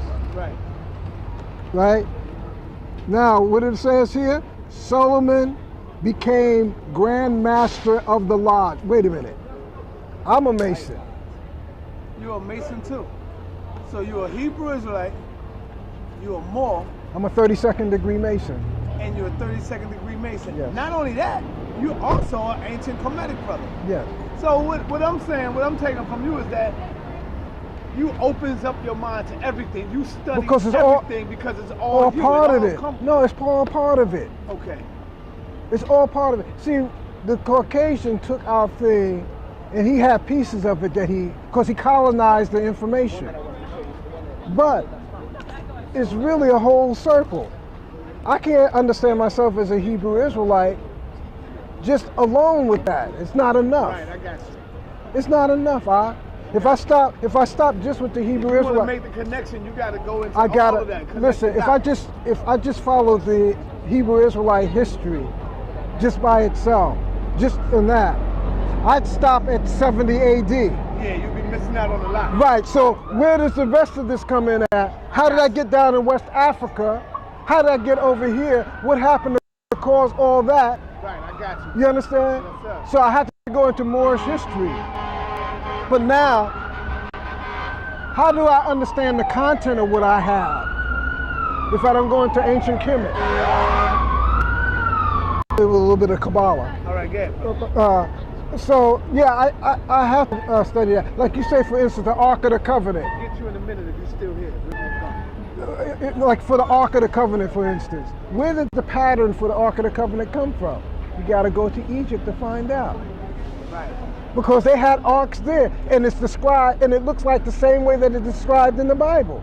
I wouldn't have known that if I hadn't went down and explored Kemetic history. You know, I wouldn't have known that. So I have to have all that. But here, the Masonic order is a direct descendant of the Kemetic mystery system. Because the Masons study, the true Masons, Caucasian true Masons, they study Egyptian. They study now, when you Egypt. say true Masons and you say Caucasian, you're saying that they are the true Masons?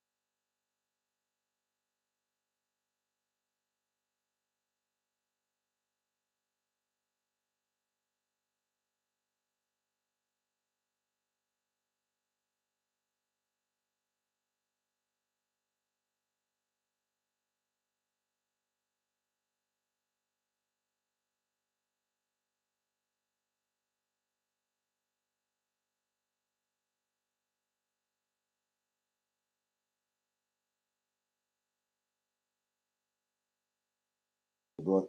Here we got Mighty Hebrew in the building. Mighty Hebrew in the building. Shalom, bro. What's going on?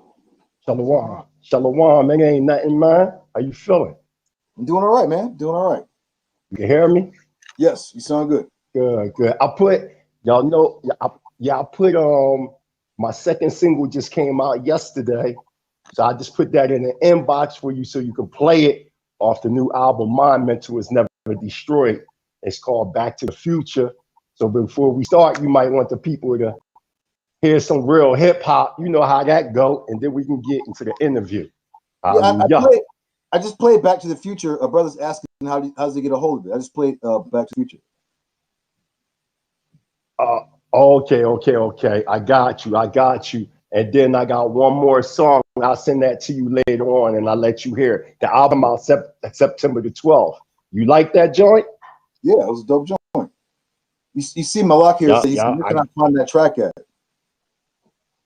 Oh, that's on SoundCloud. You can get that on SoundCloud and some different stuff. I'll make sure Judah Natural get the link and stuff so he can share with everybody.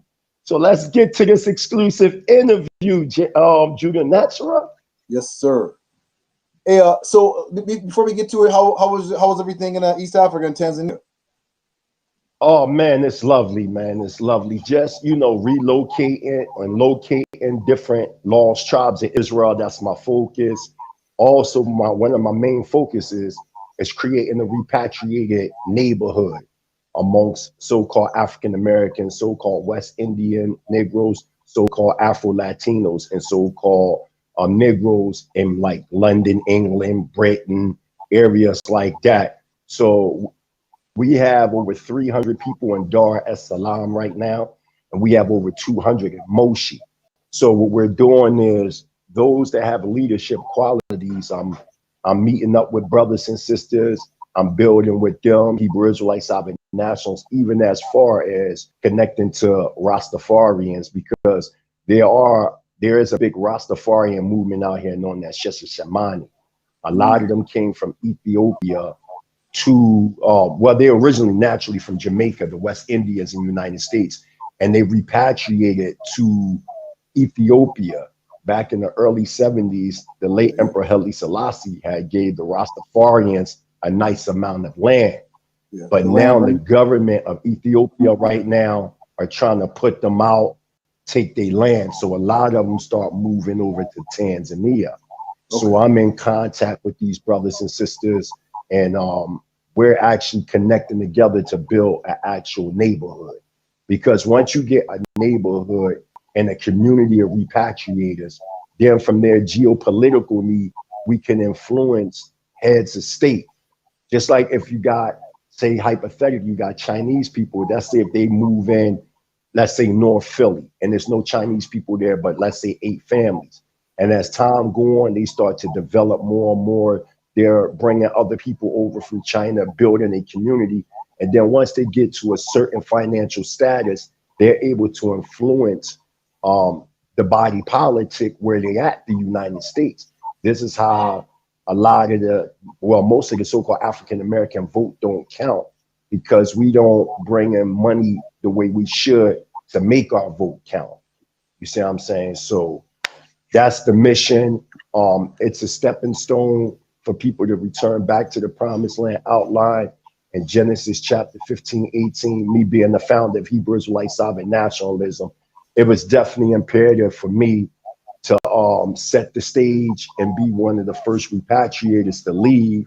You know what I'm saying? Since I found Hebrew Israelite Sovereign Nationalism, I can't say I'm a Hebrew Israelite Sovereign Nationalist, but I'm still in the United States.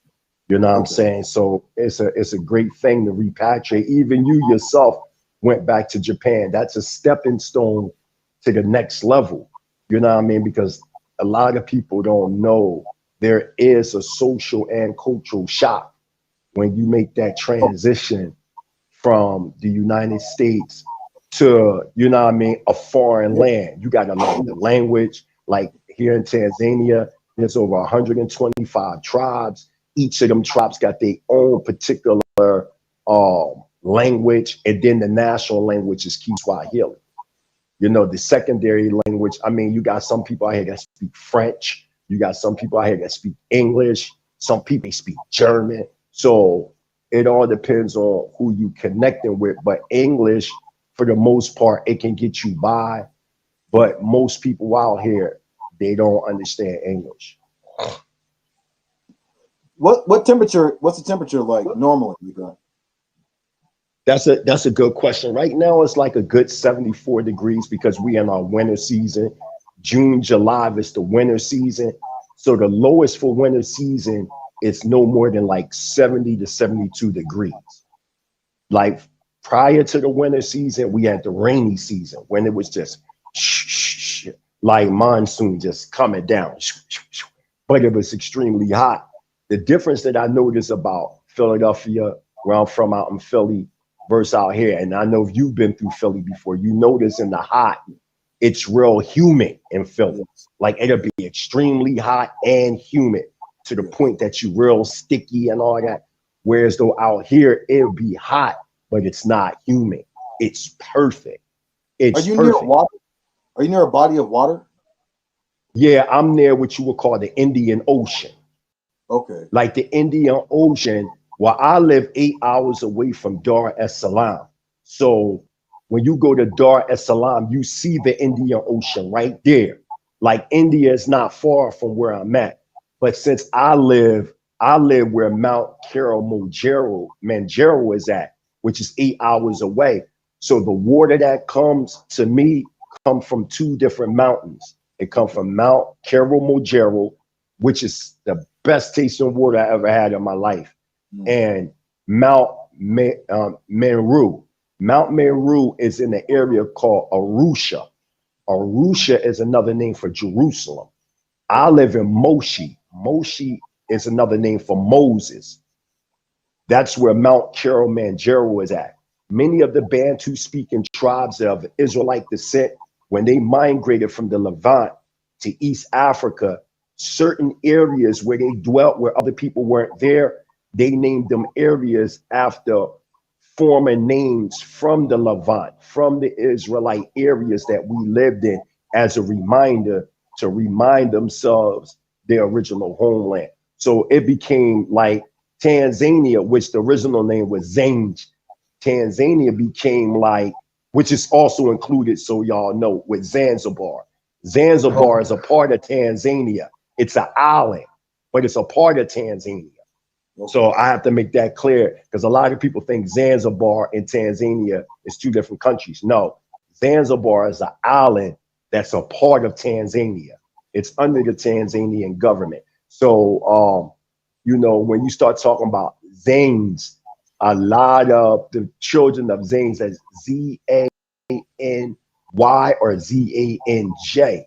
Their history traces you back to the Israelites. And these Zanes people wind up going through the East African slave trade. And they're known right now in India as the Siddis, S-I-D-D-I-S. All these are direct descendants of the ancient Israelites. Yes, you heard of them before. A lot of them are from the Northern Kingdom. So I'm out here like really on ground doing some, and I want to share some ground research with y'all that I even got from some scholars that has been hidden. I dug in and create some stuff from Sheikh Auntie Dia. I dug in some things from Dr. John Hember Clark and Dr. Ben and some others. And the only reason why doing this interview, I'm going to bring them out because they're mostly familiar. They're most familiar within the Afrocentric world. But it's lovely out here. Anytime you're ready, Judah, man, you can come visit the Royal Palace, you and your wife and your family. Y'all come spend some time, and I can actually, it would be a good thing to come on ground, and it can be on your show, where so I can introduce you to some of these tribes. And since you're not too far from me, because you're right there in Japan, you can easily come visit and stay a couple of weeks.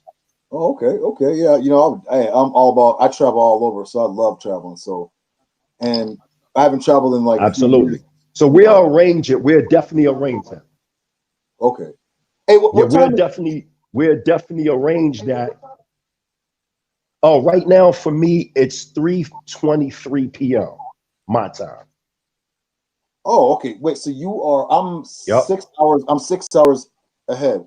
It's 9:23, 9:24 right now. Okay. Right. Absolutely. So I'm Because only you're 6 hours. more on the Pacific. Okay. Because you're on the Pacific. Remember, Japan is right where the Pacific Ocean at. When you talk about Okinawa, Japan, all that, that's the Pacific. When you start talking about West Africa, that's the Atlantic. Yeah. You see what I'm saying? And then when you start talking about East Africa, now you're talking about the Indian Ocean. Okay. Yeah, I definitely love to. Like it's 6 hours is getting, yo. yeah, you got it. It takes me 14 to get to America. It took me like longer than that to get to Amsterdam. I went to Amsterdam a few years ago. Man, it was the longest Yeah, airplane yeah. ride I've been to Amsterdam before back in 2007. Yeah, I've been to Amsterdam. Like Amsterdam, you know, when it comes to the marijuana, they was already light years ahead of the game. Whereas though it wasn't legal, but it wasn't illegal neither. And they got this area in Amsterdam where you can like, it's like this big park, these parks where they just let people get high and Yeah. do whatever. And then they'll be having ambulance right there just waiting, you know, when you die or you fall out, they come get you.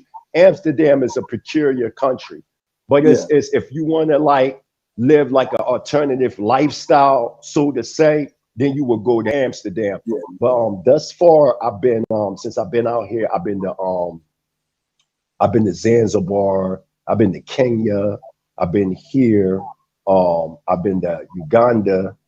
Soon I'm gonna shoot to Somalia. But before I go to Somalia, I'm going to Madagascar because there's a tribe there called the Zaqen Abraham or the Zaqen Ibrahim, or these children of Abraham that's supposed to have been in Madagascar for 2,800 years.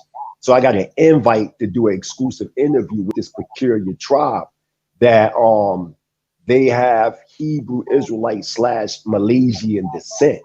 So I'm going there to do research on these brothers and sisters, and they've been upholding Torah for centuries. So that's the objective, to basically infiltrate the Jewish society from stopping them from converting Israelites that they find in Africa into Judaism. My objective is to help these brothers and sisters keep their true Hebraic roots. Yes. Because what these so-called Jewish societies do, they find these Hebrew tribes and they Judicize them as if they're converts. So you will hear people like Ancient Watchmen talk about African converts and don't even understand the fact that before they, you know, got involved in Judaism, they was dealing with Hebrew culture. Like for instance, with the Igbo, a lot of people are trying to say, well, the Igbo, they converts. Well, let's talk about the archaeology of the Igbo relics that they found in Nigeria dating 500 BCE. They got a shield of David in bronze that they found, okay? And it's 500 BCE. Now, that's something that we have to consider. Certain archaeological relics that they're finding amongst the Igbo that is insinuating Israelite origin. Well, if they were converts, why do they have shields of David and things imparched in ancient, or what you would call Paleo Hebrew, going back to 500 to 600 BCE? So these things have to be examined. But let's get to the interview, man, while I drink my Heinekens, man. I got some interesting things to show. Well, I want to ask you, you know, the ancient mestizos have been making, well, you know what? I won't say they've been making noise because they haven't. Mm-hmm.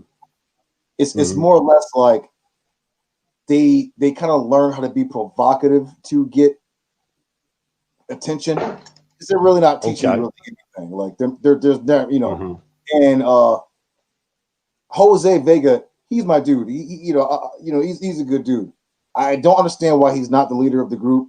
I don't understand. But so, did you hear the yeah? And speaking of and just saying this, and just to say this, speaking of Jose Vera, even though I don't fuck with Jose Vera, I believe in my heart Jose Vera is an Israelite. I think he's an Israelite, but when it comes to Ayash, I don't think he's an Israelite.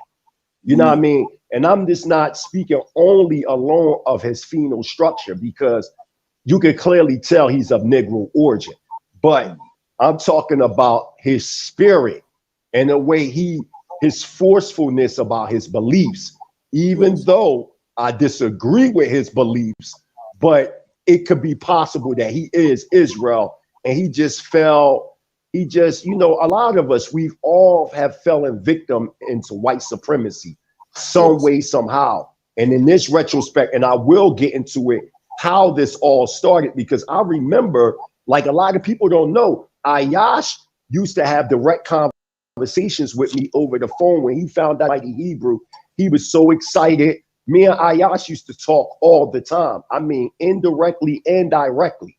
You know what I mean? And I taught Ayash a lot of shit, man. And I warned Ayash. Now, if they watching this, let them watch it. I warned Ayash when he started messing with the Imuni Elish tablets. You remember Judah Natura, how he went from dealing with the One West camp that he was involved in Florida. Something happened in the mix of it. I don't know what happened, but I seen the process of the change, because he started getting into the epics of Gilgamesh and the Imuni Elish tablets and all that. And I warned Ayash. I said, Ayash, if you don't have teachers or elders that's instructing you, you're going to start to fall into this pit when it comes to fulfilling Ecclesiastics chapter 12, the making of many books. It's the weariness of the flesh if you don't know what you're doing.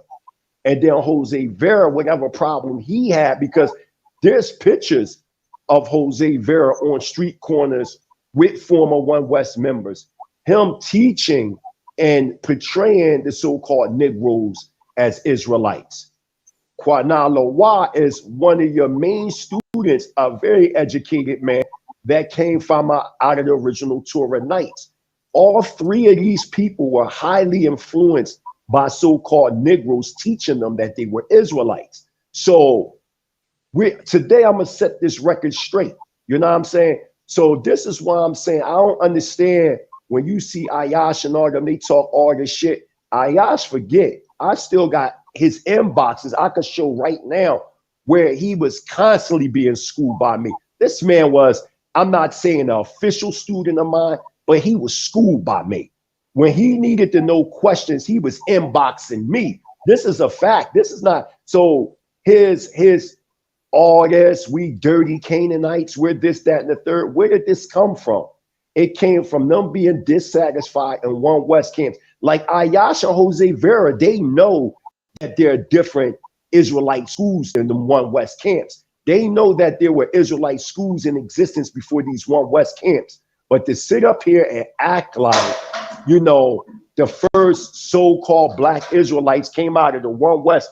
I'm on the radio, y'all. I'm on the radio. That came from out of these One West camps. Okay, I'm on the radio. They can hear y'all. I'm on the unless he's gonna have to do something. These One West camps, right? And to lie like that and try to insinuate I was a part of the One West camps. This is where I'm saying these lies and deceptions have to stop. So where we at? That's Bill.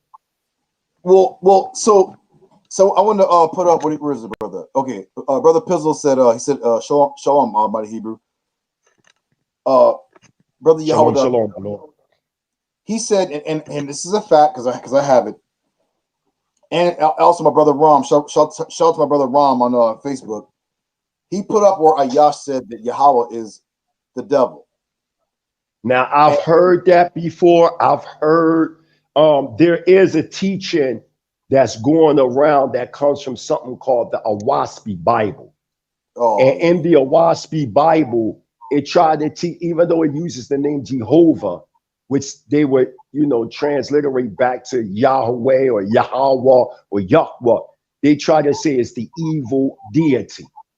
So I've heard him say that before, not many times, but I've heard that before. I even heard as far as them diving into shamanism.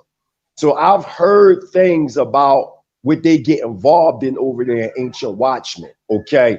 I mean, anybody that have an ear and they really astute and they've been around for a long time, such as yourself and myself, we're very much aware of it. But, you know, getting back to Jose Vera, like Jose Vera, I believe he's sincere in his belief. Not to say that his belief is right, but he's sincere in his belief. What we got to do is stop playing these games. We know for a fact that you have many One West camps, and a lot of these One West camps have in fact influenced, you know, what you see in Ancient Watchmen, the teaching method, the using the Lashawan Quadish, even the word Shalom. A lot of them don't know that comes from out of the House of David. The House of David is a splinter group from the original UPK that came in 1996. Remember, Chief High Priest Mashah, they believe, was the reincarnation of King David. Some of the people didn't believe in that. People that believed in that broke off from the original UPK, such as Elder Tahar, who made GMS, such as Priest Zabak, who created the House of Israel, such as Lions of Israel, and different. They all branched off. And then from there, after the House of David, a lot of them start going in their directions. Remember, you had Lions of Israel with the late Ben Lawad. And who took over that? Priest Dana Allah. So we know the source of where these schools of thought come from. My objective is, if you saying we the dirty Canaanites, but Zechariah chapter 12, verse 7, Ezekiel 37, and many other verses in the Tanakh, falsely called the Old Testament, states that it would be Judah that would lead the other tribes. Even if you go into, and we're going to talk about the mistranslation of not Ben Mitzvah, but Bereshit or Bereshit, chapter 49, verse 10 to 12, because I'm going to show you that has nothing to do with Yahushua at all. I'm going to show y'all that. But even in that verse, it talks about how Judah would be the leading tribe. Even when you start talking about from the time of the monarch, even to the resurrection and reestablishment of Israel, I'm going to show you that the African American, out of all of the so-called African American, was the central focus of Hebrew Israelite thought. There's no way of getting around it. Whether if you're talking about in the United States, pushing it over to the Caribbean islands, the Latino islands, and countries, even as far as Africa, I'm going to show you that it was the so-called African American that has always been the catalyst of this movement. This is not something that's made up. Even when you talk about outside organizations such as the Black Panther. Hold on, y'all. Y'all, I'm live, y'all. They can hear y'all. Tell them to Shemaiah to lower it down some. Can you do that now real fast? Thank you. So that Rabbi, baby girl. So my princess now, she telling the Yiladin to keep it low.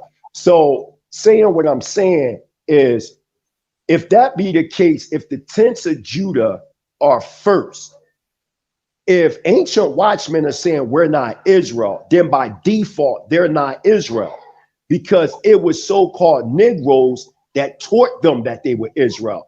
And I know that they try to use other, like in 1958, you had a man by the name of Elder or Prophet Ezekiel. But we know by doing the research, y'all have to be low. Prophet Ezekiel, okay, we know that in his belief, he didn't believe that the Incan people were descendants of Israel. He didn't believe that. When we start to study the doctrine of these people, they just converted later on. It was a form of apocalyptic Christianity, which they took certain Jewish tenets. We know the history of this. We have elders that personally been down there in South America, such, for instance, Kohen Mikael ben Levi. He started the Hebrew family, which is now the South American jurisdiction of the Kingdom of Yah, back in 1978.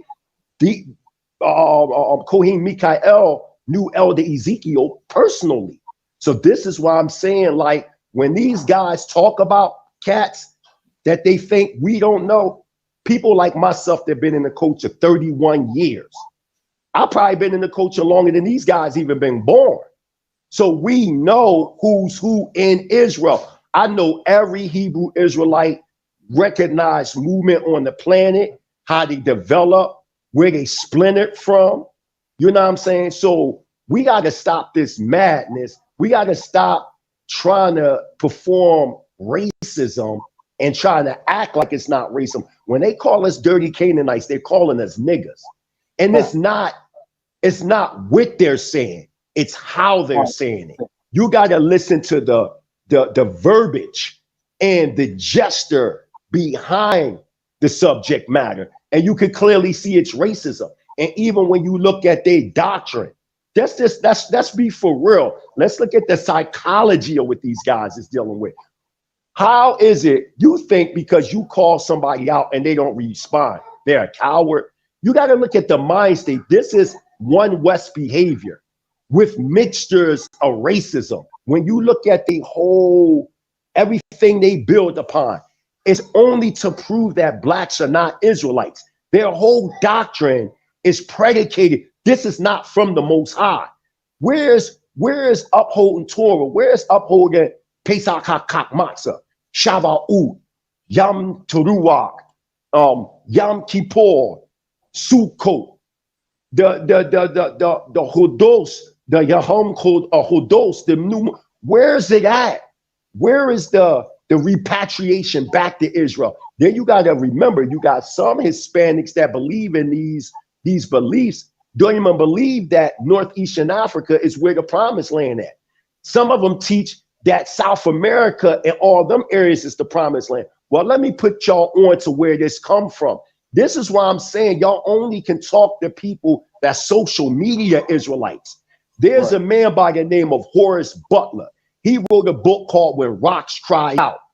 My teacher, Prince Kaz bin Israel, my elder, Sar Rabbah bin Israel, the one that when you played my wife's documentary, Door Return, you remember the elder that was on there? Yeah. He bombed. We was right in front of Horace Butler. We got, as a matter of fact, we got it on video. Back in the early, 2005, this man came to the Franklin Institute out in Philadelphia, Pennsylvania, between 2005, 2006, trying to push When Rocks Cry Out. When our Israelite elders got on his top, he admitted that most of his book was fictitious. He admitted this. Now, yes, you will find Hebrew artifacts and relics in the United States. Yes. You will find Hebrew artifacts in South America. Yes. But these artifacts are connected to colonies. Not saying that the Native Americans spoke that language. They were connected to colonies. There's two books that you can get, and I got them right here. You can get a book called Israel's Lost Empires, and then you can get another book called The Origin of Empires of Ancient Israel by Stephen M. Collins. He destroys all that. He goes to these artifacts, to the Smithsonian Institute, break it down, how when Solomon made that triple alliance, another dude that breaks all this down is David Raw in Pharaohs and Kings. And in the book, they break down, in these books, they break down how Solomon made an alliance with Hiram, king of Tyre.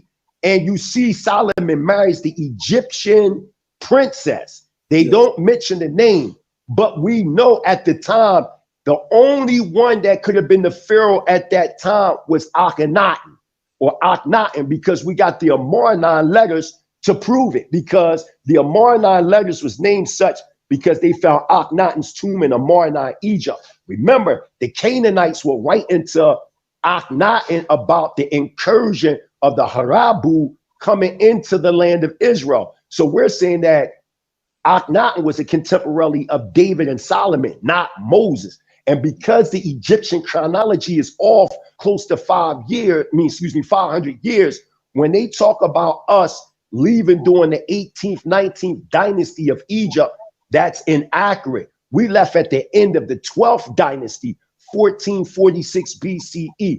That's where you will find Afro-Asiatic Hebrews buried in prostration position towards Jerusalem.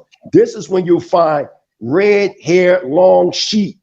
This is where you'll find the sickle daggers and different things that the Hebrews made. The whole point that we're saying is when you study the living conditions of the Israelites, you find them in Northeast Africa, not South America, not North America. Even when you start talking about the evolution of the Hebrew language, you can clearly see that the evolution of the Hebrew language is over here, not in America. So we got to stop with this new age rhetoric. You know what I'm saying? You know, we got to stop these things. We got to stop trying to make it appear as though that the so-called Negro don't have no contribution. These brothers and sisters is trying to bring us down to slaves. And they mistranslate Genesis chapter 9:26. All these mistranslations, like these guys really don't know how Hebrew grammar works. They don't know you cannot use verses in the future tense and in the past tense and make them future tenses. This is how I know that these guys don't really study the Hebrew as a language. We have a vibrant community that speak Hebrew in Damona. 5 generations with Hispanic leader can fuck with Ben Amin. Let's be for real. Now these guys are trying to pull out some Wikipedia bullshit about Ben. I know that I'm his understudy. I sat under his feet. This ain't somebody I gotta go on Google and look up. This is somebody Judah Natural, that I was an understudy of. The second in command and founder of the community in Damona is my grandfather. These guys are talking to people as if they know. I blame social media and I blame the House of Consciousness for putting this stigma up as if all Israelites are a part of one West, and we're not. Facts. We're not a part of one West. I'm Torah only. I don't even believe in the New Testament. So I don't even believe in the 12 tribe chart. So this is the point that I'm saying, like, before these guys can even argue, they need to know who they arguing with. They just come on social media, fuck you, you dickhead. Listen, I done seen these men disrespect the late General Deshaun Tatum. This man put in serious work in Israel. When he got shot by a white woman, you heard exactly what Kwana Lawal said. That's what the albino get. You see what I'm saying? Jose Vera, all them guys know what that dude did. Then recently, one of the prominent leaders that's known worldwide, Prince Kamel bin Levi bin Israel. Now I'm gonna put this out there, and this can start a major controversy in Israel, because if them guys knew who he was, if they knew who Prince Kamel was, they need to go look him up. And then he gonna talk shit, and I put the obituary in there. They know he's in Florida, like he died in Florida, and his sons is well respected. You know who Prince Kamel and them come out of? Places like Shema Israel, out Brooklyn, with Prince of Port. These guys don't play no games. And if I wanted to start some confusion, I could have been took this information and showed how Ayash disrespected a prominent leader, a well-respected leader in our community. Don't Deuteronomy chapter 32, verse 7 tell you to respect the Zaqen, to go to those before you? And this is why I'm saying they don't have no elders. They don't have no structure. And this is how you know it's just another splinter group trying to get clout. And that's the problem that I have with them. If they came in sincerity with their beliefs, and if this is what they believe, and they was academic and wise in their intelligence, then that would be another story. But somebody like me that's actually putting real groundbreaking footwork, that been in the culture 31 years, that built communities throughout the world, that's into communal living, that developed Hebrew cosmogenesis, Hebrew anthropogenesis, wrote books, articles, all kinds. They're not on my level. You will have to debate my students, not somebody that put in major work. You don't get no clout from me. You see what I'm saying? And then the nerve of them to take people pictures without permission, to make it seem like them people are there to defend themselves. This is false advertisement. And this also creates gossip. Just like they try to be behind my back, trying to talk about my past as if I wasn't exonerated. These are the type of games that these guys play when they know, see, they can't come to me with their so-called academia research. I use ground research. That's two different things. When you can go on the ground, that's why I say I debate them only if they debate groundwork. Because remember, the anthropogenesis of a people determines everything. We might have lost a lot of things, but we didn't lose everything. So if we can go to West Africa, East Africa, and Central Africa, and we can see the Israelite presence there that been upheld for thousands of years, even before Europeans came in with Judaism, what do we say about that? Versus certain similarities that's coming from out of the mouth of missionaries. No. I want to hear it from the mouth of their chiefs. I want them to go amongst Aztecians, Meztekians, Pueblos, Incans, Mayans. They try to say they all destroyed. No, anybody that been to Central America, South America, you still got remnants of these people that exist to this day. And what I'm saying is, why aren't they saying that? Why do they have a totally different culture? This is all I'm saying. When it comes to their language, why is it that the Chinese are translating these things, man? Why? Because it's really Indo-Asian languages. You can get books like this. Look, that break it down. Go get this book right here, y'all. Get this book. India Once Ruled the Americas. Go get that book right there by Glenn D. Maddox. Go get this book. And it breaks down their whole language patterns, everything. Why you think it's Chinese linguists that are breaking the code of the Aztec language? Why? Because a lot of the tribes that are in the Americas of Mongol descent. That's true. When you start to study where they come from, a lot of them go back to Siberia and the Gobi Desert. Why you got Eskimos in Siberia? Why? Why do you have Eskimos right now in Siberia? Why do you have, when you start talking about the Monolese people, when you start talking about the Hawaiians, when you start talking about the Samoans, why they don't have the same origins as the Native Americans that they talk about? Their origins go back to Australia, because they tell you in their history, you got natives in America that go back to Polynesia, to Australia, to Mongolia, to Siberia. There were different epochs of time that different natives came. They were already a mixed people before Columbus even came there. All the natives don't go back to the same source. Then they try to lie with Ezra, second Ezra, chapter 13. They only can get away with people that don't travel. When you go to Iraq, you can clearly see no ships came down there.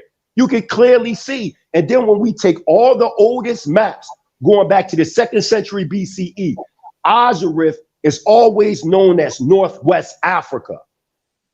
The only ones that say the Americas is contemporary scholars from the 16th century, because they try to infuse their manifest destiny. I bet you not, none of them can show us any 2nd century BCE maps, or none of that showing that Azareth is America.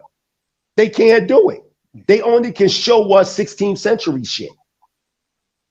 You see what I'm saying? Because that came from Europeans believing that verse was talking about the Native Americans.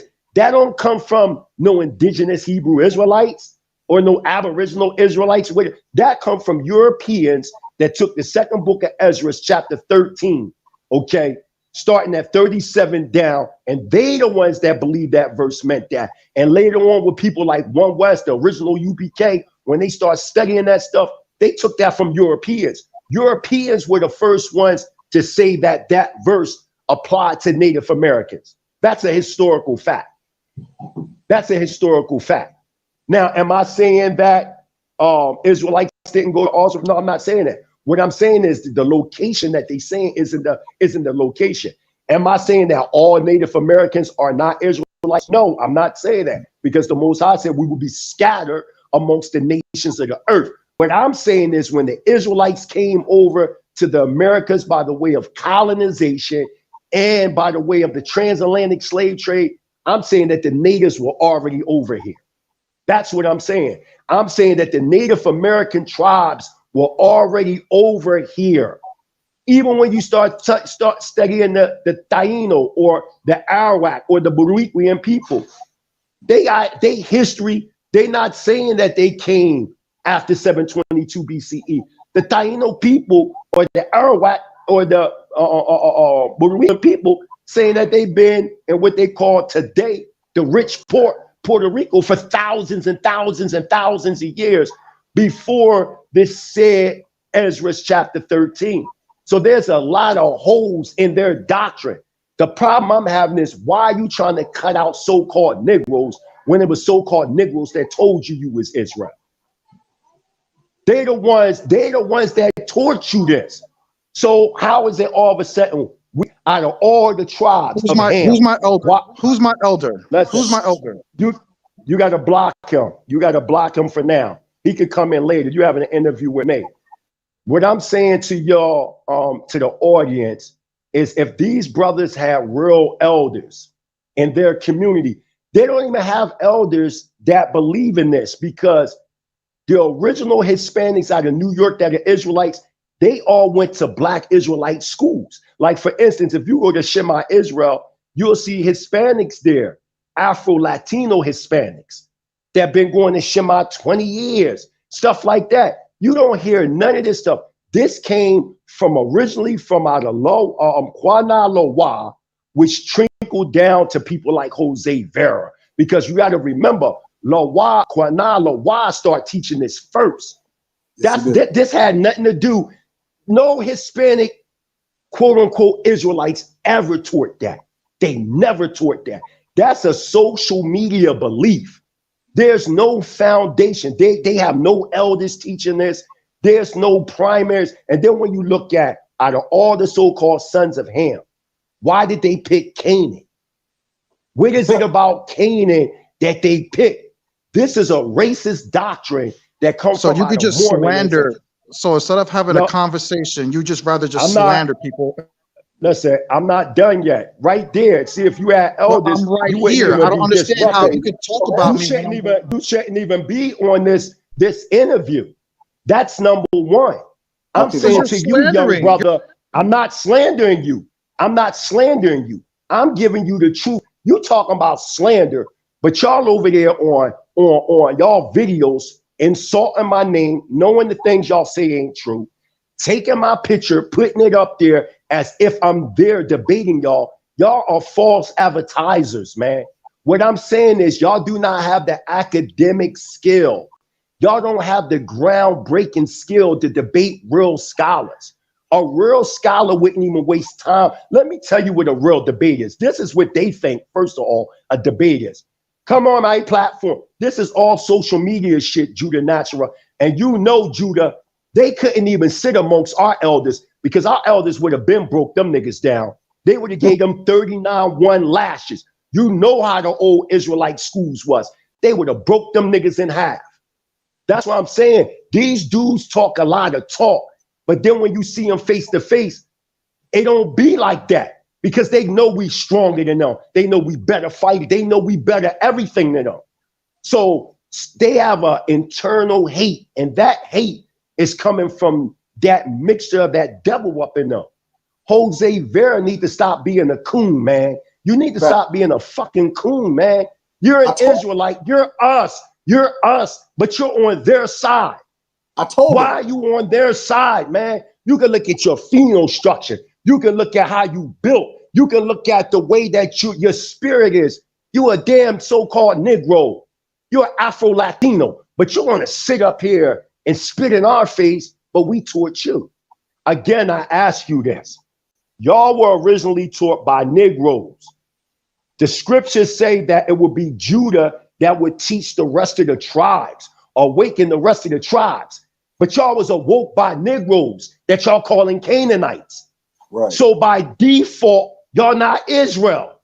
Do you see the point that I'm saying? If you're saying we're the Canaanites, but the prophecy say Judah would teach the rest of the tribes, but you're saying we're not Judah, then you're not Israel. These are the games that y'all keep playing here, and y'all dealing in pure racism.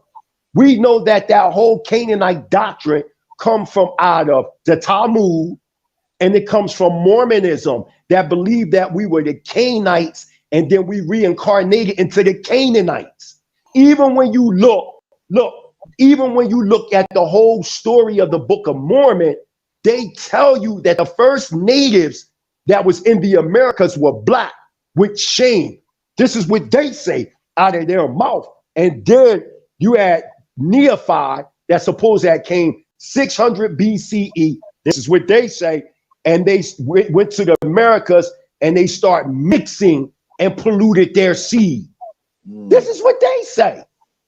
Don't sit up here and try to make it seem like this is something new that y'all putting out there. White people been teaching. And then let's ask the question. Why is it, I'm not talking about the Puerto Ricans, the so-called Puerto Ricans, I'm talking about the Mexicanos. Why is it when you go to prison on the West Coast and the Midwest, why is it that all them Hispanic gangs that's of Mexican origin, why in the prisons do y'all team up and y'all link with the Aryan Nation or the Aryan Brotherhood to destroy people like the Black Guerrilla family? I'm coming at y'all niggas. Y'all always team up in prison with the white hate groups. That's how I know I'm going by y'all spirit. We know for a fact anybody that did federal time in prison or state time on the West Coast, it's mainly on the West Coast and the Midwest, you will see cats like MS-13, Mexican Mafia, all these different cats, they team up with the Aryan Brotherhood in prisons to fucking destroy black people in prisons. This is a historical fact. But for some reason, they could never overtake us.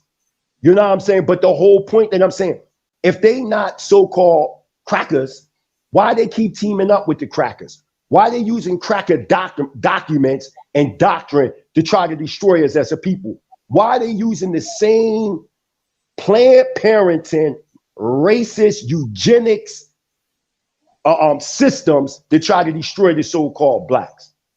And it kills me that they try to make it seem like, y'all need to stop fucking lying. They try to make it seem like their atrocities happened. Their atrocities were worse than ours. The so-called Hispanics, let me show y'all something. Y'all gotta watch these people. You got a man body. See, y'all think I don't be studying, y'all. I study everything. I'm the mighty Hebrew, damn it. There's a guy by the name of Joe Issachar. Y'all know who he is. He has his videos up. So one of his latest videos, it might be his latest one now or the previous one before that. There was a Mexican kid who was graduating from high school. And you know, they got they gown on and all that, right?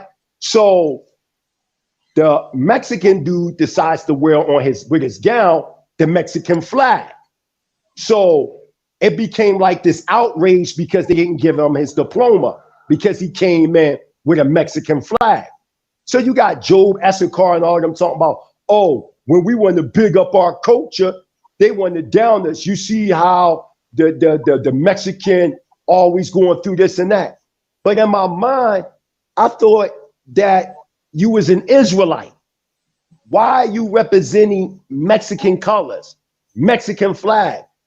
Isn't this a product of the colonization of the original Aztecians that were there? Aren't the so-called Mexicans really the conquistadors that invaded and mixed with the natives there and the other so-called African tribes and created what we know today as Mexicans? Why is it that the Afro-Latino Mexicans are being oppressed by the Mexicans in Mexico right now?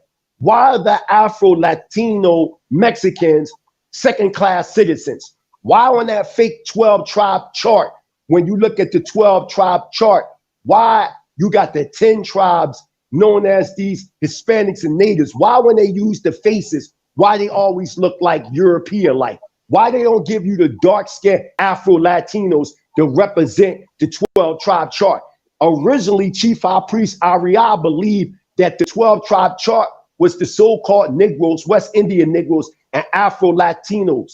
That's what he believed. Later on, when they took these organizations and made them to 501c3s, then in turn, they start seeing the influx of these hybrids. Then you talk about a Manzer, right? and these mestizos and all them. These are hybrids, man. Regardless of what they try to say, they are a hybrid group of people. The so-called African Americans are, even though we all have mixtures, but ethnically we're still an ethnic pure people. Most so-called African Americans that's mixed is mostly voluntary. Then they try to say, well, during slavery times, y'all were raped. Well, do you understand slavery? That there wasn't massive amounts of rapes as they try to project. Why? Because we were known as disdain. See, we need to get our facts right before we start talking. You can see everything about the so-called African American that he's the head. Whether we talking about sports, whether we talking about hip hop, whether we talking about creating the Black Panthers, Rastafarian movement, Nation of Islam, Moore Science Temple, Hebrew Israelite, whatever the case may be, we've always made the most powerful movements in the world, and the Hispanic community has always imitated them things.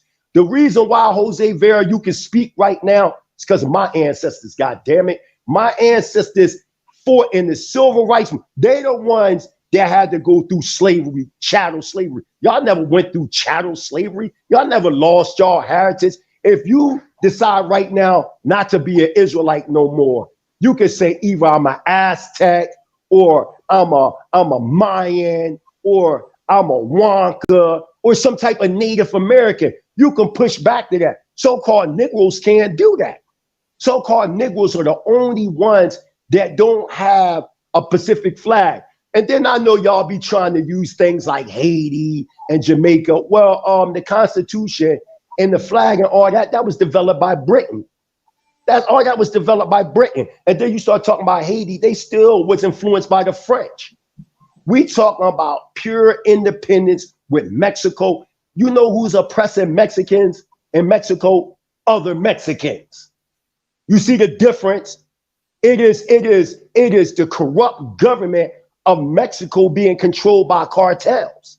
That's their own people, man. When it comes to so-called African Americans, we're not, it's a government that is gunning us down. That don't have nothing to do with us. Even though so-called black man sat in office, that don't mean that that person is Israel.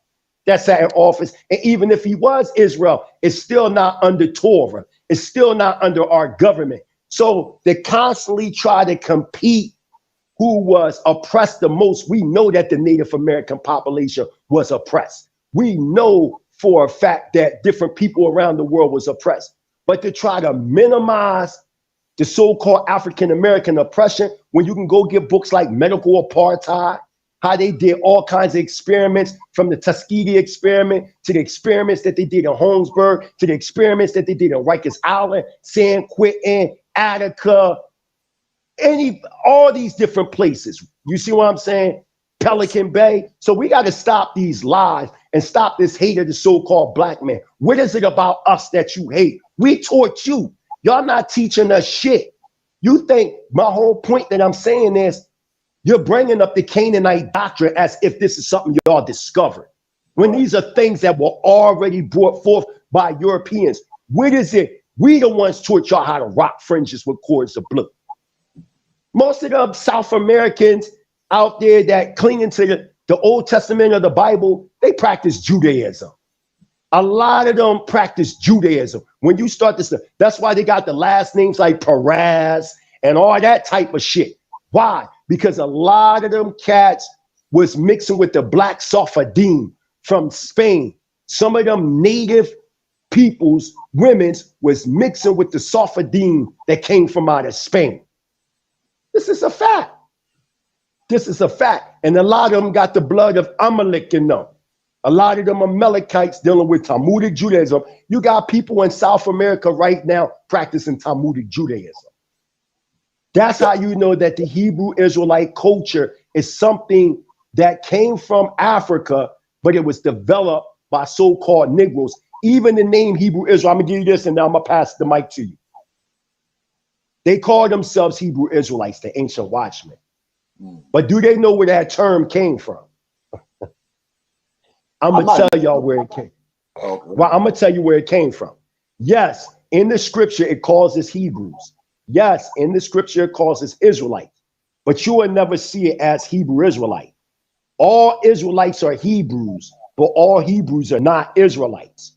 So back in the 70s, there was a man by the name of Rabbi Richard Nolan, Rabbi Hodges, all these cats, along with Prince ICL and many leaders throughout the United States. In 1978, they had a meeting. They said, we don't want, even though it was Rabbi Arnold Josiah Ford, who was the first one to say, we Hebrews are the true Israelites. We're not Jewish. So what these leaders wanted to do was separate themselves from the term Black Jew. A lot of the European authors that were writing about us, they were writing calling us Black Jews. But our argument is like, if I'm from the tribe of Naphtali, hypothetically, and if the true quote unquote Jews are from the tribe of Judah, you would be disassociating me from my tribe by calling me a Jew, when the true Jews, if that's what you want to call them, are from the tribe of Judah, even though we're all Hebrew Israelites. So what we're going to do is we're not going to use the term Black Jew no more.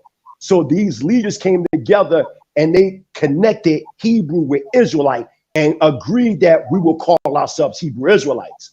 So today, those of Ancient Watchmen and others that identify with the term Hebrew Israelite would still lose in default, because that term was created by those that you're calling Canaanites.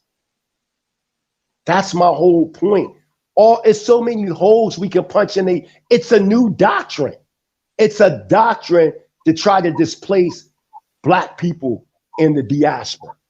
That's, if you look at everything they make, it's attacking so-called Black people. That's why I'm saying it's a part of COINTELPRO. It's part of counterintelligence program. Even if they're intentionally agents or not, they're moving with agent mentality. They go there. You know I'm not lying, Judah Natural. Go on Ancient Watchmen. Every video is to destroy. I never heard a video of them not talking about us. They have that right there. They got a video with you. Who else? It's not too many videos ago. They made your picture the largest. Then they got me, and they got Hassad, and then from Sakari they got Nate 7 from IUIC, and they got a few. And it's like, yeah, they got all the, like, what is this attack? What are you trying to prove? Like, oh, you're West African. You're from West Africa. When they know goddamn well that when you go into many of the tribes in West Africa, that they got oral tradition saying they go back to the East. I live in Africa, and people over here do not call themselves African. It is a fact that the word Africa goes back to the Hebrew Aramaic word Afar. That means soil or dust. You can go right to Genesis chapter 2:7. And if you want to use the synodic, archaic, picturesque Hebrew, when we break down the word Afar, right? When you break it down, it means one who sees and speaks with authoritative voice, because you got the ayin, which is the symbol of an eye that you can see. Then you got the pei, which is an image of a mouth. And then you got the rish or the ra, which is an image of a man with his head shaking. So even if you go into the synodic picturesque hieroglyph, it has a totally different meaning. It has a deeper concrete meaning. But when you go to Genesis 2:7 and you look at the word where it says dust, the word is afar in Hebrew. Yeah. What's up with that? Then when you go to Genesis, I was saying, I was agreeing with you. I had read that in Josephus, right? So I was like, there's some things Josephus says where I'm kind of like, right. So like, you know what? Let me do due diligence. I went up, I looked at the Ifar and Afar with the Aleph and the Ayan, and literally both A's literally have the same meaning. Dust. Absolutely. Ashes. Both of them, the Aleph and the Ayar. If you look at Ifar and Afar, they had the same meaning. Absolutely. And when you go to Genesis chapter 25, verse 4, it said Minian had a son named Afar. They became known as your Afarites. They're the ones that Josephus is talking about. And I believe it's the 7th chapter or the 10th chapter. I believe it's the 7th chapter of the book of Josephus. Excuse me, Salaki, where he starts talking about how Midian's son, the children of afar, devour or conquered your Punites. They conquered your Punites. You see what I'm saying? And they dwelt south of Carthage. So the only true Africans, if you want to use that term, are a Shemitic tribe known as your Afarites. That being said, how is the so-called Negro Africans? That's the point that I'm saying when these guys make these suggestions and don't have the academic skill. Now, I want to break something down to y'all real quick. Real fast, can you go to Genesis chapter 9, verse 26? Because these guys always want to use Genesis chapter 9, verse 26 to try to justify that some way, somehow, that we're the seed of Canaan. Like, if that's enough. I mean, how stupid can you be as a person to think one verse is enough or a couple of verses? How you going to tell us our ethnicity when you just finding out who you are? How you going? You got to see how egotistical and narcissistic that is to try to label a whole group of people as Canaanites, as if they know exactly, emphatically, that's us. Actually, you know what? Somebody said, "Where's Africa's?" I can't see that. Where's what? Somebody Garrett, was saying something. Yeah, I think he's asking some other dude on the chat, because some dude. Oh, okay. Martin said, "Stop the lies. Africans are from Ham." Genesis 9:20-27. Yes, y'all know a lot about. That's stupid. That's stupid. Let's break this down. The word Africa was used based on colonizers. They want us to believe that the whole entire Africa is nothing but the children of Ham. That is a one West doctrine. That is dumb to believe. That's stupid. That's stupid, man. This is how they got it broke down. They get this from Christianity. This is how they got the old world broken down. Anything west of the Nile, all that's the children of Ham. This is what they want us to believe. Then if you start talking about what they call the Middle East, which we know that term came in 1945 about World War II correspondence, man.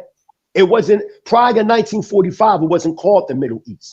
So now from the Middle East to Asia, or what they will call like Iraq and them different areas, is the land of Shem. Then they say the land of Japheth is where Europe and all that is at. This is what they say, but they don't tell you. Anybody that been to Israel, I've been to Israel. When you go to Israel, they got an area where they show you where Israel sits on the tectonic plate. You have a scholar right in Dimona that do tours from Israel to Egypt by the name of Dr. Sar Eliakim Ben Yahuda. You can go right now on YouTube and just type him up, look it up, and they give you tours and they show you that Israel sits on the tectonic plate, the African tectonic plate. And then when you look at flora and fauna, or if you talk about animal and plant, why when you go into the southern Negev, which you find in Joshua chapter 15, start at verse 22 down to 42, where you see the name Dimona. The Negev is a local term that's talking about the greater extension of the Sahara Desert. The Negev Desert that's in Israel is an extension of the Sahara Desert. They have the same animal and plant life. This is an extension of the body of Africa. It is northeastern Africa. The Suez Canal was dug from 1859 to 1869. These are just facts, man, that these guys have to stop playing these games. We know for a fact that all the tribes in Africa are not descendants of Ham. You got some that's descendants of Ham. You got some that's descendants of Shem. There's some that's descendants of Japheth. And there's some that are descendants of aboriginal tribes that are not even descendants of Noah. That's a different story, a different topic that I'm not going to touch on right now. But the whole point that I'm saying, even when you start talking about Esau, the Edomites, they believe that the Edomites are the white race. That comes from one West camps. The first one to start teaching that was Rabbi Bivens. He the one, no, I'm sorry, not Rabbi Bivens. What's his name? Prophet Cherry. in 1886. He's the first one to start teaching that the Edomites were the so-called white race. For you to say that that's another thing. So-called black people that you call Canaanites were the ones that came up with the Edomite doctrine being the white race. When in fact, you can go into West Africa amongst the Undu tribes in West Africa, they're descendants of Esau. But they're a black tribe that look like Judah Naturah, but they redder, they're darker and redder. And even their hair, when their hair grow, it's woolly, but it's red. What are you talking about? You have tribes right now that are in Africa that's saying that they're descendants of Shem. They're saying that we know who the Canaan. We can go right now to the Maasai tribe. They're descendants of Cush and Canaan. When you look at when you study chronology, when you look at their phenol structure, they're totally different from so-called African Americans. So-called African Americans look more Oriental than so-called than Hamitic. Our women got them oval faces. You know I'm telling the truth. Chinky eyes. We're built different. We look different. We're totally different. So to sit back and lie to the people as if we the dirty Canaanites, come on. Now I'm ready to give up some primary sources. You got anything to say, Judah Naturah? Because I'm about to give up some primaries. I destroyed. Now there was a sister, a Puerto Rican sister, that was kind of like leaning towards them, and we tried to tell her, like, yo, you know, she's from Bedford-Stuyvesant. Like, yo, stop dealing with Ayash. That's the devil, right? So she's a little bit confused. So there's a guy on here. His name is Martin Alvarez. He's on the board. He's another Spaniard. Okay. Not even a real Latino, just a Spaniard.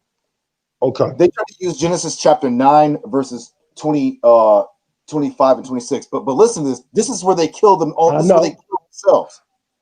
Genesis 9 chapter 26. We start 24. No, before you do that, look carefully to yourself. I give you 30 seconds. I'm not going to say nothing. The answer to Genesis 9:26 is clearly in Genesis chapter 10, verse 6. Look carefully. Read to yourself Genesis 9:26 and then look at Genesis 10:6. Come on, man. Come on, man. Right. Right. Let me get this for the Genesis 9:24. Watch this, because this is what they try to use and say, oh, this proves that, you know, the white man's Japhet, the Native Americans were Shem, and the Negroes, you guys were Canaan. Watch Genesis 9 verse 24. Noah awoke from his wine and realized what his small son had done to him. Verse 25, and he said, "Cursed is Canaan. A slave of slaves shall he be to his brothers." Now, let's stop right there, right? Because he gave two curses on Canaan. The first one is, "Cursed is Canaan, a slave of slaves shall he be to his brothers." Now, like Mighty Hebrew said, we drop down to Genesis chapter 10 and get down to Canaan's brothers. You'll see who Canaan's brothers are. Right. 10 verse 6, the sons of Ham, Cush, Mizraim, Put, and Canaan. Canaan's brothers are Put, Libya, Algeria, around that area, Mizraim, Egypt, Cush, Ethiopia. That's Canaan's brother. The second, right? So they killed themselves. Checkmate. Oh, go ahead, bro. Go ahead. No, I'm saying checkmate. And then they also killed themselves when it says in verse 27 where it says, God shall enlarge Japheth, right? Well, the word enlarge is not even in the Hebrew. If I say to you, and the way you speak Hebrew, if I say, I'm saying thank you very much, my Lord. If I say a modern Sephardic Hebrew, to the Rabbah Adoni, I'm saying thank you very much. The word for enlarge or much is Rabbah. But in the Hebrew, and you can go into it because you know Hebrew, the word Rabbah is not even there. The word is patal, which means deceived or enticed. So it should say, and Elohim shall deceive Japheth, not enlarge. So I'm just saying, as you read, and just like you said in Genesis 10:6, you see who his brothers is. And if you understand anything about Canaanite history, the Canaanites was always oppressed by other Hamitic tribes. Thank you. Remember, Kemet, two of the best teachers there. Remember, and it's funny that we doing this because last week I was on the podcast. I did like 3 banging podcasts with Zion Lex, proving that Yeshua Bar Yosef, for his 17 missing years of history, he was in the Indus Valley. Different story, a different topic. I'll talk about that another time if that's necessary. But here we can clearly see who Canaan is going to serve. Canaan is going to serve his brother, meaning other Hamitic tribes. This don't have nothing to do with what they're saying. And then you mean to tell me that when we look at who went in the ark, it was 8 people. Noah and his wife had 3 sons. So you mean to tell me that Ham was black, Shem was a mixture of something, and Japheth was a European? Are you freaking crazy to believe that? And furthermore, when you start to talk about the word Adam, because these guys run to try to say, well, the word Adam means ruddy. It means no. That's what the mistranslated Strong's Concordance teach. The word, it doesn't say, if I'm lying, I'm flying. Does it say in the Hebrew, Judah Naturah, does it say Adam or does it say Ha-Adam? Does it say Ha-Adam? And in Genesis, right, it says Ha-Adam. And you know Sinaitic Hebrew, and if Moses wrote the Torah, then he wrote it in Sinaitic Picturetic Hebrew hieroglyph. So when you break down that word Ha-Adam, it means the firstborn or the first blood rising with outstretched arms. It doesn't mean, Adam don't mean man, it don't mean ruddy. The word Ish or Ayash in Hebrew means man. The word man goes back to a Sanskrit word, manu, which means to think. That's where the word man comes from. The word man is a Sanskrit word. That being the case, how you equating Adam with man if man is a Sanskrit word? This is the things that I'm saying that these guys are making up. Just like they try to say Libain or Labain, it means white, as if they're talking about white in the sense of color. See, these guys think they slick. And then when you remember, the Torah was written in Sinaitic Picturetic Hebrew hieroglyph. It wasn't even written in Paleo-Hebrew. It was written in Sinaitic Hebrew, right? That being the case, or if you want to call it Hebrew, because remember, our language didn't even have a name. It just says in the scripture, the tongue of the Hebrews. It never says a name of our language. So getting back into retrospect, the word Lebain, when you break this word down, you got a lamed or a la, which is an image of a staff. And then you got a ba or a bane, a bait, which is a house or to go within. And then you got the na or the nu, which is a seed sprouting. So it is the authoritative seed or the authoritative son or the continuated authoritative son of the family or household. That's what Labain means. It don't mean white. What you did was you took the concordance, which was translating things based on how the King James Version was translated, not the Hebrew itself. That's why when you go into Isaiah chapter 7:14, y'all believe that where it says, and a virgin shall conceive, you think that the Hebrew word for virgin is there, and it's not. It says for the young woman who's with child, the Hebrew word is alma, that's there. Not Bethula, which is virgin. But because the King James Version put the word virgin there, the Strongs are put next to alma, virgin. That's the problem with Strongs. Strong's concordances, it's trash. And ancient watchmen, through many of their presentations, use Strongs. How you going? A real Hebrew speaker will laugh at you for using Strong. Why you think James White laughed at Rakal from GOCC when he was debating him? He was like, why would I use Strong's? I speak Hebrew. No real Hebrew speaking person will use Strong's. How you an Israelite but using Strong's? Well, I do use Strong's for a quick reference. I told the sister, I was like, hey, look, I wouldn't like, it's not like the greatest, but it does the job if you want to do like, a quick little, or whatever. But if you're trying to get deep, you're right. I have other you got it. A real Hebrew speaker, Judah Naturah. I respectfully agree to disagree. I mean, Meaning like, that the only one that can use that is somebody like you and myself that's a teacher in the culture that can separate the truth from the lies. But when you go to the average Israelite, this is what they use. This is why that Afrocentric world laugh at us. They'll make posts like, they'll put a t-shirt with some fringes sewed on there, the Apocrypha, the King James Bible, the Strong's Concordance, and the book From Babylon to Timbuktu. Yeah. That's how they look at us. They don't look at us as scholarly because you got these meatball Israelites coming on social media that don't have no elders, that haven't been astute in nothing, and trying to tell people, I done seen these guys disrespect leaders that got in like 60, 70 years of working, and they disrespecting them. Like, they can't Israelites doing these things. Even if you disagree. Yeah. I was gonna say that's the it's like the what do they call it? The starter kit. Yeah, it's a start. It's a starter kit. Yeah, you know what I mean? From Babylon to Timbuktu, the King James version of the Bible. Come on, you know errors the King James version got. You know what I mean? Errors the Strong's Concordance got. I use the Hebrew text, and then I go in. What I do is I take the Masoretic Hebrew text. This is where Hebrew, understanding ancient archaic Hebrew symbolism come in. I'll take the Masoretic Hebrew text and take it back to its original Sinaitic picture. Like some portions of the Tanakh are Sinaitic in base when there's other portions that are Paleo in base. So Hebrew has to be understood based on the social construct and environment within that epic.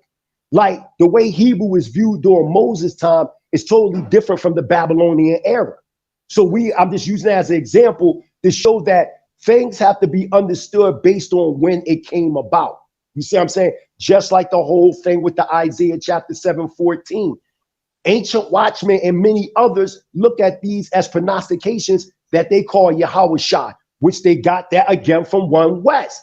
These terms and things, because if we really going to be technical, his real name wasn't Yahweh Shah. If he spoke Aramaic at the top, it would have been Yeshua Bar Yosef. He would have said Bar.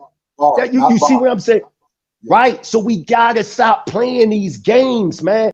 I'm not here to chop anybody down, but if you're trying to come at us and saying that we the dirty Canaanites and we this and we that, and you mad, listen, anybody to tell you I only attacked them when they attacked us first. I never said nothing to them. And I'm going to tell you, and they know that I'm telling the truth. The ancient watchmen know I'm telling the truth because I got into the debate through a man by the name of, you know his name, Daquan. Daquan is the one, you know, brother Daquan.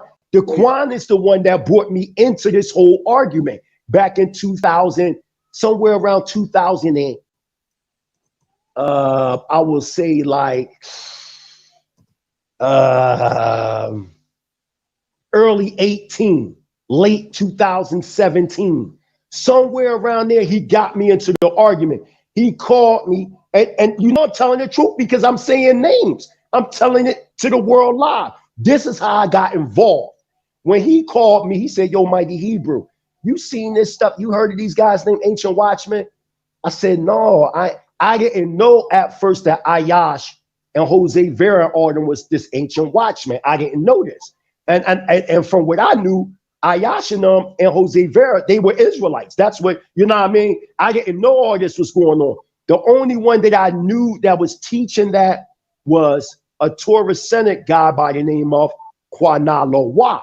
Yes. He started teaching that later on, roughly around 2016, 15-ish, somewhere in that area. He was slowly, because you know I'm telling the truth, because his original Facebook page picture was either a red apple or a pomegranate. It was either like a red apple. It was a what? It was a pomegranate. Now look. It was a pomegranate. Now look, his name used to be Quadash before. And that's true. He was in Torah Nights. Me and him actually started the group. And then there was a brother named Gabaria, Puerto Rican dude. And then they started scheming, oh, we need to get Judah up out of here and take over Torah Nights. So then Rob Rack wound up destroying Quinalawa. And Quinal was like, Judah, why don't you stick up for me? And I'm like, bro, this is about the scriptures. Like, yo, like you supposed to be a you know, like, yo, like fight your, you know, I'm gonna ask y'all niggas for help when I'm battling in the scriptures. Right. Fight your own battles.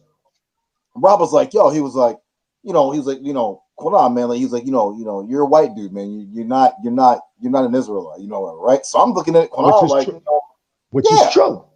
From what I hear, like getting there, handle your business. So next thing you know, Quinal avoids. But I thought Quinalawa's father was black and his mother but then I heard something different. Bro, but that's what I saw a Puerto Rican brother was like, Judah, whoop, look at this. I looked, it was like a job application. It said Ronald Otero is Quinalawa's real name. You scroll down, it said nationality, Italian. Wow. That's where we went. Right. Because the original Sicilians are from the tribe of Dan. The original Sicilians are from the tribe of Dan. And I have information. I'm talking about the black Sicilians. They're originally from the tribe of Dan, as well as the black gypsies. You know what I'm saying? But go ahead though. You say what? I watched True Romance last night. You remember that one part where Christopher Walken's talking to Dustin? Was it Dustin? Dennis Hopper? Remember he was like, you know, they're looking for Christian Slater. He was like, you know, where'd he go? And he was like, you know, the Moors went into Sicily and they were effing so many of those Sicilian women that they were just giving birth. You know, and Christopher Walken took the gun out and shot him in the head because it was telling the truth. You know what I'm saying? So I remember that movie. He got mad and he shot the bull. And this was a Puerto Rican bull breaking it all down to him because he was Puerto Rican. The others were Dominican. And they got mad at him because he was in the back of the car breaking it down. Like, what is you talking about? And then he shot the bull in the head. That's another movie. I saw that too. What movie was that? I know what you're talking about. What's that? Oh, that was Superfly. The new Superfly. Yeah, that's right. It was the new Superfly. That's what that was. That was the new Superfly. And he was like, what you mean? He was like, Dominican, we really black. And the bull got mad and he killed him. You can see that there's something within the Hispanic psyche that they never want to associate themselves with the Moreno, right? With the Moreno. They got a real problem with the Moreno because you got to remember they've been highly mixed and amalgamated with them Spaniards, man. With them Spaniards. So they bring out all this through what they're doing. So what I want to do is I want to bring up first Wayikra or Leviticus to start my presentation of some primary sources that I found, right? Now, they can say what they want, but let's see. Let's first start in Leviticus chapter 26, verse 33, and Deuteronomy chapter 28, verse 64. It reads, and I will scatter you amongst the nations of the earth and will draw out a sword after you, and your land shall be desolate and your cities waste. That's stop. Now, a lot of these dudes that are trying to exit out the so-called Negro try to make it seem like that these verses apply to their lands in the Americas, but it don't. It applies to the land of Israel. When it talks about and your land shall be desolate, that's talking about the land of Israel. That has nothing to do with North America, South America, Central America, nor the Caribbean islands. Stop lying. Then it said we'll be scattered amongst all the nations of the earth. That being the case, if you look at any type of map, I got a map right here, y'all. Look at this, y'all. Now, let's be honest with ourselves and stop playing these games. Now, here's a map of Africa right here. So look right here. Let's go here. Now look at the original map of Africa with the Middle East connected, right? Let me go that way. Now, if the Romans and all of them are invading right here, coming down this way, right? Why would we run up to them? We would run further south. That's the point. If Rome is on top of us, why would we run up towards the enemy? We would run away from them, correct?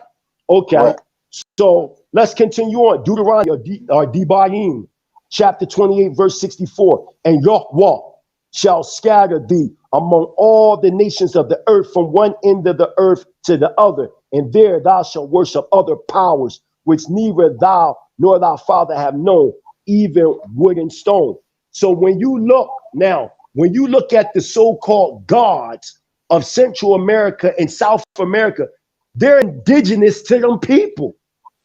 They're indigenous to them people that they brought with them. Versus Israelites adopting these guys. So now let's get to some primaries. First, I want to start with Dr. John Henrik Clarke. And the reason why I want to start with Dr. John Henrik Clarke, because he's a respected historian amongst the Black conscious community and a historian that's known worldwide, and may he rest in completeness. Now, I got this book here called An Introduction to Alfred J. Butler's book, The Arab Conquest of Egypt in the Last 30 Years of the Roman Dominion, right? This is what Dr. John Henrik Clarke said. Roman exploitation, taxation, and ruthlessness caused a lot of the original Africans in North Africa to move further into the body of Africa. The question is often asked, what happened to North Africa's Black population? This is part of the answer. So what Dr. John Henrik Clarke is saying that the Black presence in Northern Africa or Northeastern Africa went deep into Africa.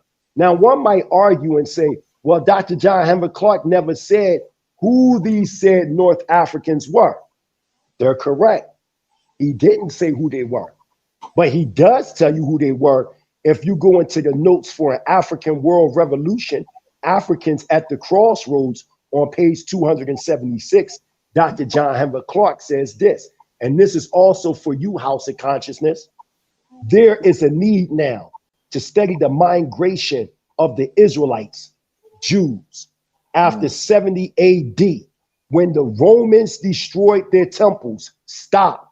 Remember, Dr. John Henrik Clarke said in the Arab conquest of Egypt in the last 30 years of the Roman dominion, in the introduction to Alfred J. Butler's book, when he said Roman exploitation, taxation, and ruthlessness caused a lot of the original Africans in North Africa to move further into the body of Africa. Am I correct, Judah Natura? Didn't he say that? I said that. I told him that all the time. Right. So now we back at Africans at the Crossroads, page 276, by Dr. John Henrik Clarke.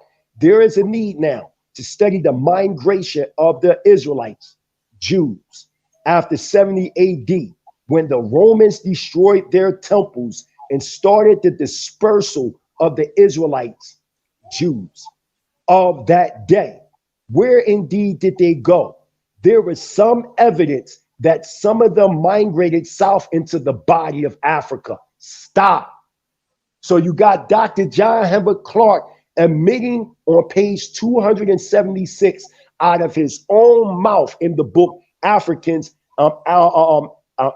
World Revolution, Africans at the Crossroads, admitting that Israelites migrated into the body of Africa, meaning Central Africa and West Africa. Come on, man.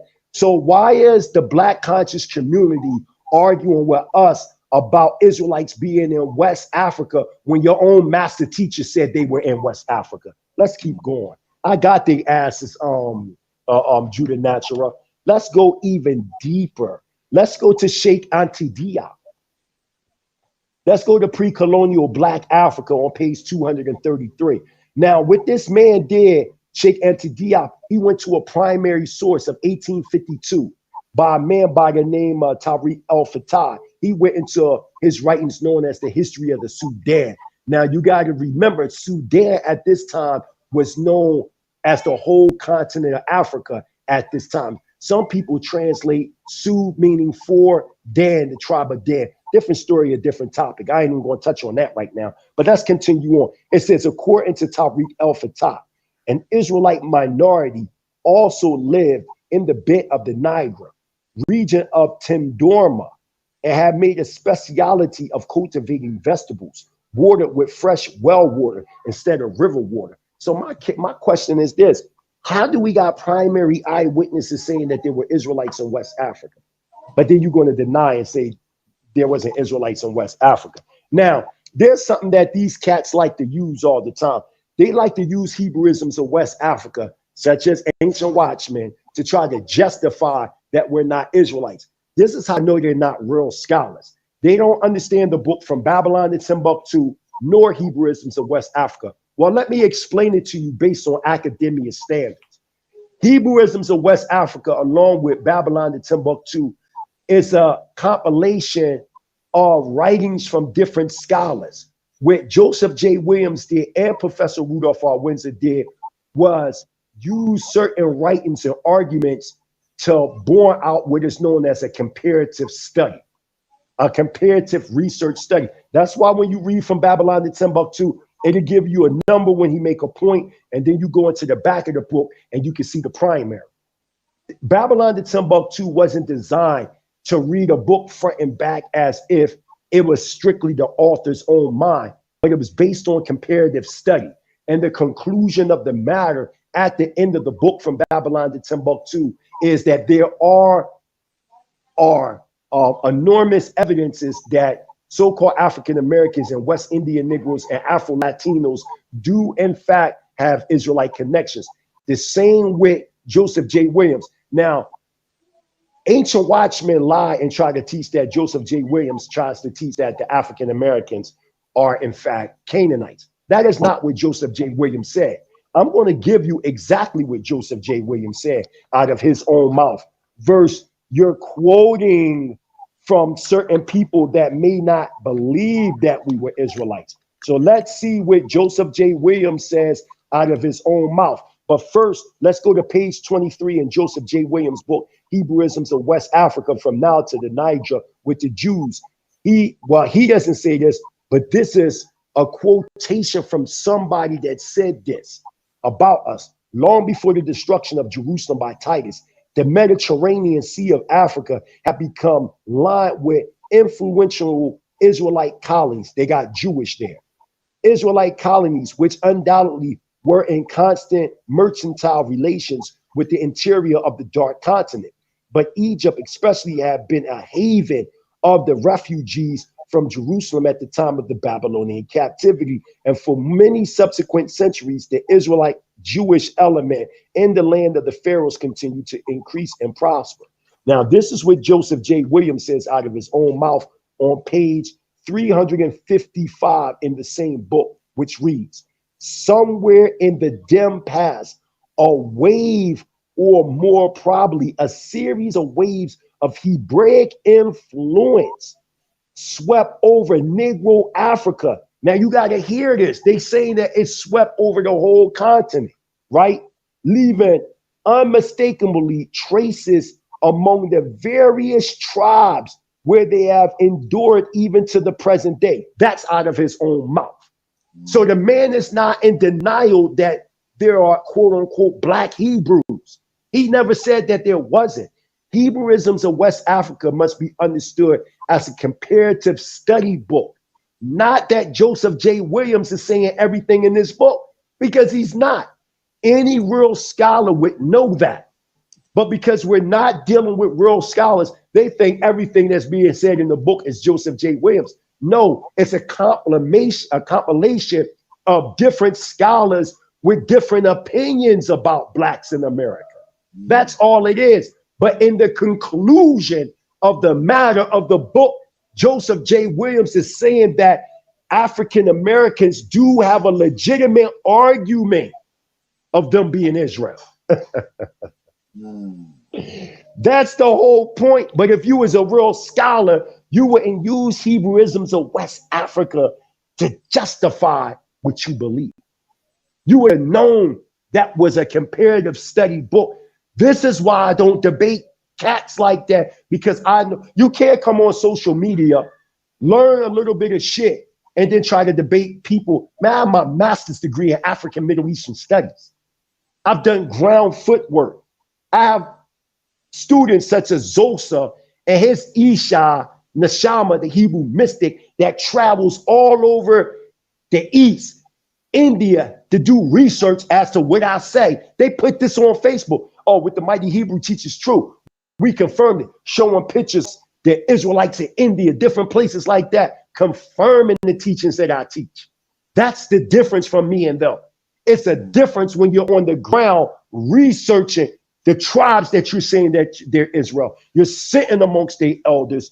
You're powwowing with them, with their festivals, their dancing, their songs, their linguistics, everything. Verse, oh, this guy said such and such and such. That's not Torah.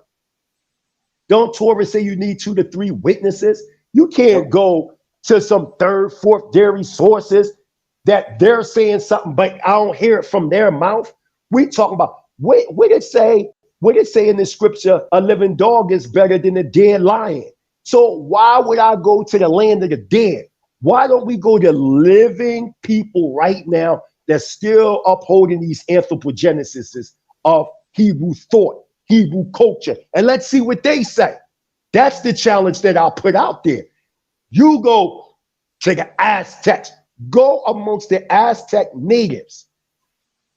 Orthodox more know me personally. When I used to live in the state of Washington, y'all know I'm from Philly, but when I moved to the state of Washington, I used to sit amongst tribal chiefs in the state of Washington and studying these tribes in the state of Washington, because in Washington is a bunch of native tribes, and none of them believe that they're Israelites. None of them. Listen, man, I'm telling you, none of these guys, when you go into their culture, their traditions, none of them are saying they're Israelites. The only ones that saying they Israelites that are in Washington, that they were influenced by One West camp, and they in Seattle teaching on street corners with so-called Negroes that they Israelites. Other than that, the native, and I'm talking about, you got reservations in the state of Washington, casinos, all that by the natives. None of them guys are saying that they Israelites. None of them, man. They're saying that they from this tribe, that tribe. They got their culture. They got their traditions. They got their fairs. I done went to countless joints. I've been to so many different powwows. Just like that elder from she originally from the East, but he lived out there in California. The leader of that group called the Shield of Wisdom. Oh, here always go amongst them native tribes. He's bringing that to them. They're not saying, man, that they're Israel, man. It's Israelites, it's Hispanics and natives that have been influenced by One West camps that's going amongst the natives and influencing them saying that they're Israel. Other than that, them cats is upholding their own culture. You want to go deeper? You want to go deeper? Are y'all with me? Are y'all with me? Hey, okay, let's go. Wait, yeah. before you get in that, there's a guy called Malik Yakadz. I don't even know how to pronounce it. He swears up and down that he's like, Rome controlled Egypt, so y'all couldn't have went into Africa. I have a book, and my brother Devion, who's on here from Torah Nights. That's all theoretical. That's all theoretical because we have the anthropogenesis to prove it, man. See, it's a difference from, okay, say if I got this book right here. Let's say if I got this book right here, for instance, this book called The Encyclopedia of the Ancient Giants of North America. Yeah, we need to get the fuck down, man.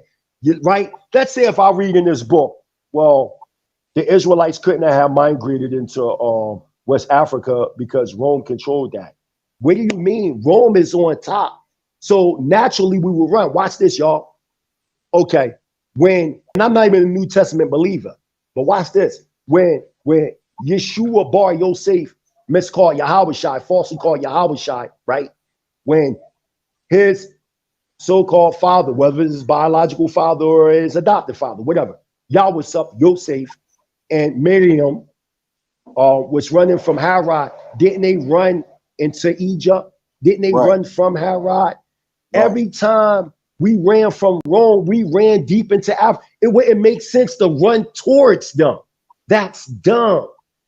That's dumb. We would run further south. That is, watch this. In the book, the African Edenic heritage on page 44. Professor Dr. Sar Amadiel Ben Yahuda, national spokesman of the African Hebrew Israelites of Jerusalem and Dimona, Israel, northeastern Africa, says this. In 70 AD, the Israelite nation, decremented by earlier captivities and wrecked by internal dissension, went into exile. The lost tribes of Israel are generally assumed to have disappeared as if they have fallen off the planet itself. Eurocentric historians and theologians have postulated successfully that the Israelites migrated north, ending up in Europe. That a portion did is conceded. Yet, in the face of the increasing Greco-Roman cultural and military onslaught from the north, logic dictates that the Israelites and other northeastern African tribes people fled south, away from the approaching Roman presence and armies.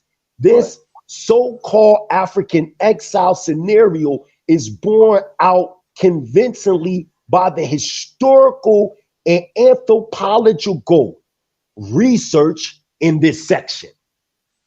Now, one might say, well, you know, such and such and such. Well, let's go to the Jerusalem Post newspaper, April 29th, 1988, called In Jerusalem, Out of Africa, which reads, today, there are still millions of African Israelites in Africa. This is what the so-called Jews in Israel saying out their own mouth. This ain't something I'm making up. This is something they're saying. Today, there are still millions of African Israelites in Africa, and many tribes in Kenya, Zaire, Zambia, and the Congo. There are people who are circumcised, respect the Sabbath, and have a tradition of using Sukkot for a week. My father taught me the Torah, and he was taught by his father, who was taught by his father, and on and on.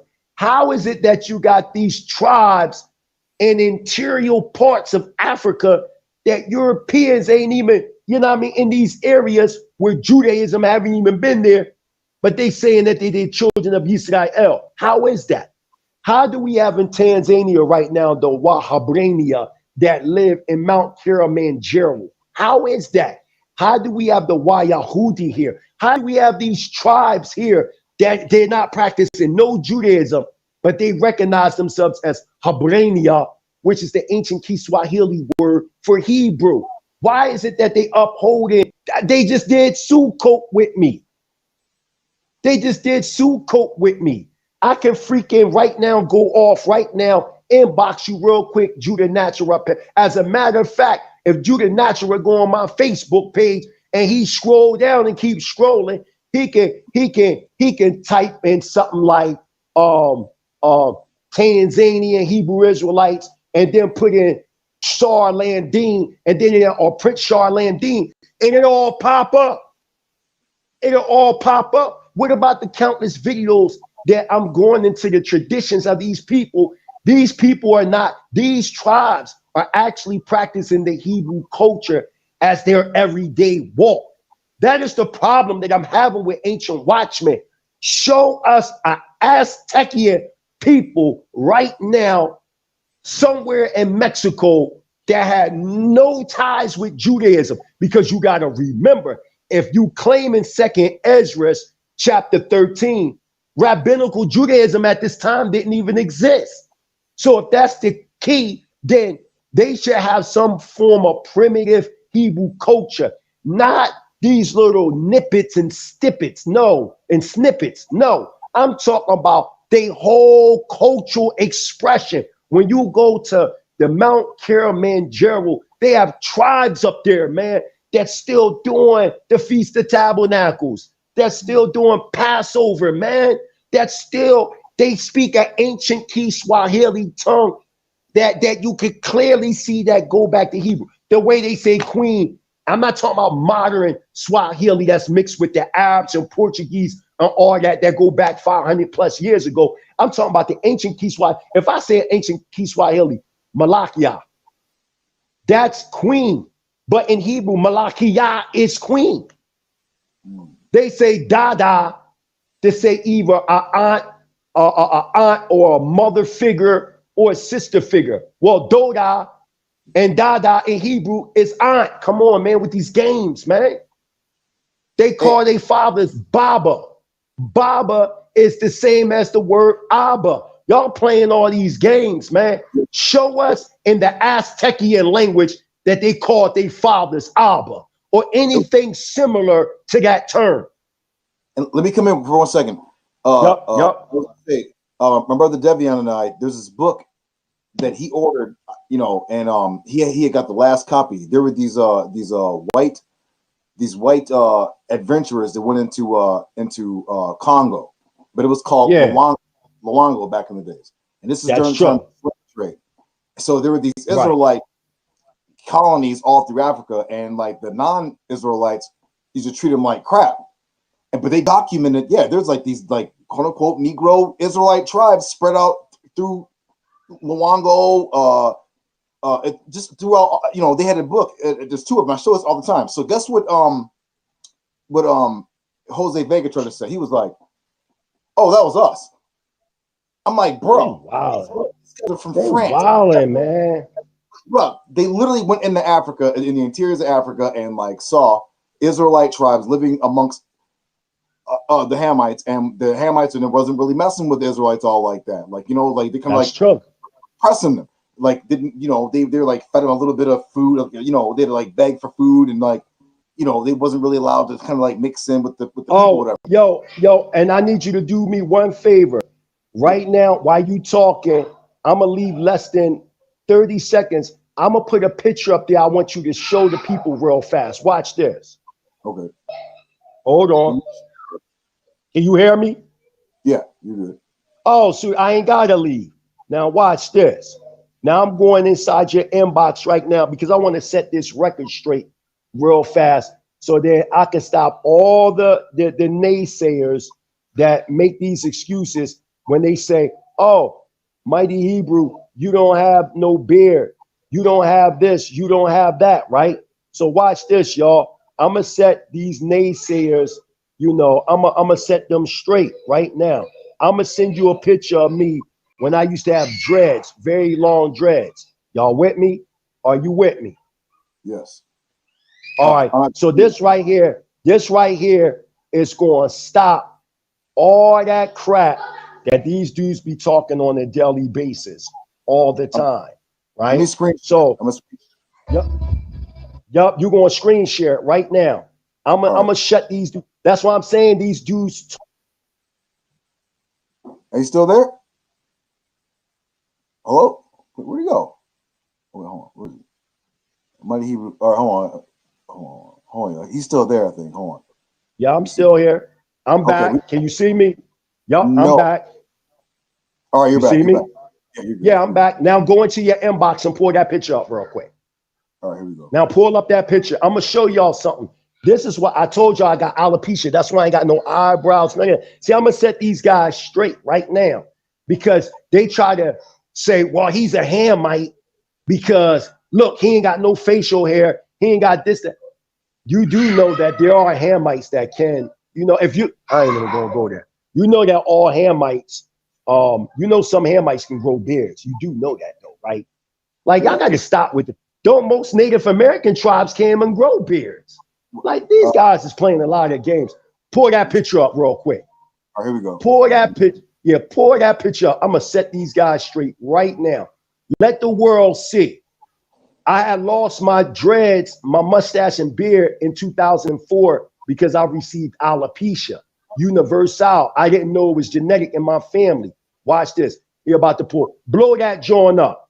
All right, here we go. Blow that motherfucker up right there. I'm on the right-hand side. Look. Blow it up. Hold on. Can you blow it up? I'm trying to make it bigger, but this shit's getting smaller. Wait, hold on. No, hold on. I'll blow it. I got you. Hold on. All right. Hold on. Don't even worry about that.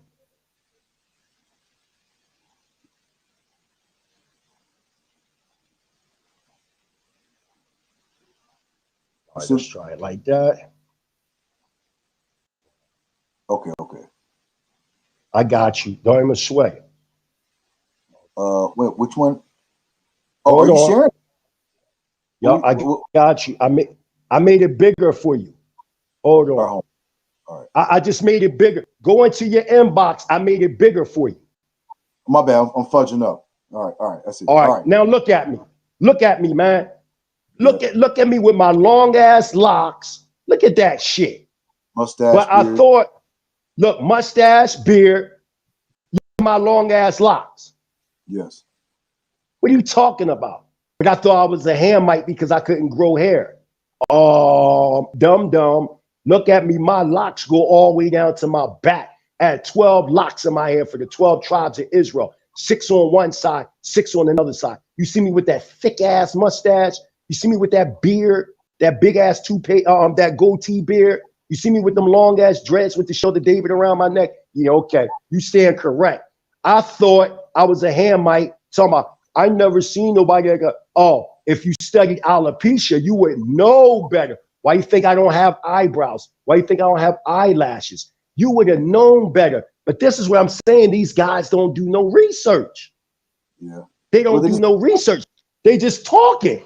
Yeah. Oh, y'all didn't know. Y'all didn't know I had real long hair before that. Y'all didn't know that. And now look at this right here. And look at this one more thing. Hold on, let me get it so y'all can see it. Where's my identification at?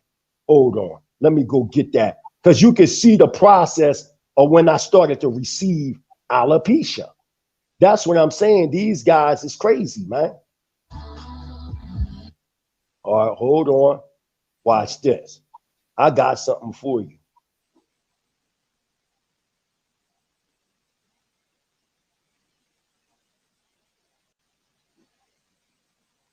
Sorry if y'all seeing big booties on here. That's not me. Some brothers always posting some. They're posting some, you know. Hold on. Let me go to it because I want y'all to see this. What the hell is this? Take that off. All right, for my profile. Everybody be trying to be on. Okay. Can you hear me, Judah? Yep, you're good.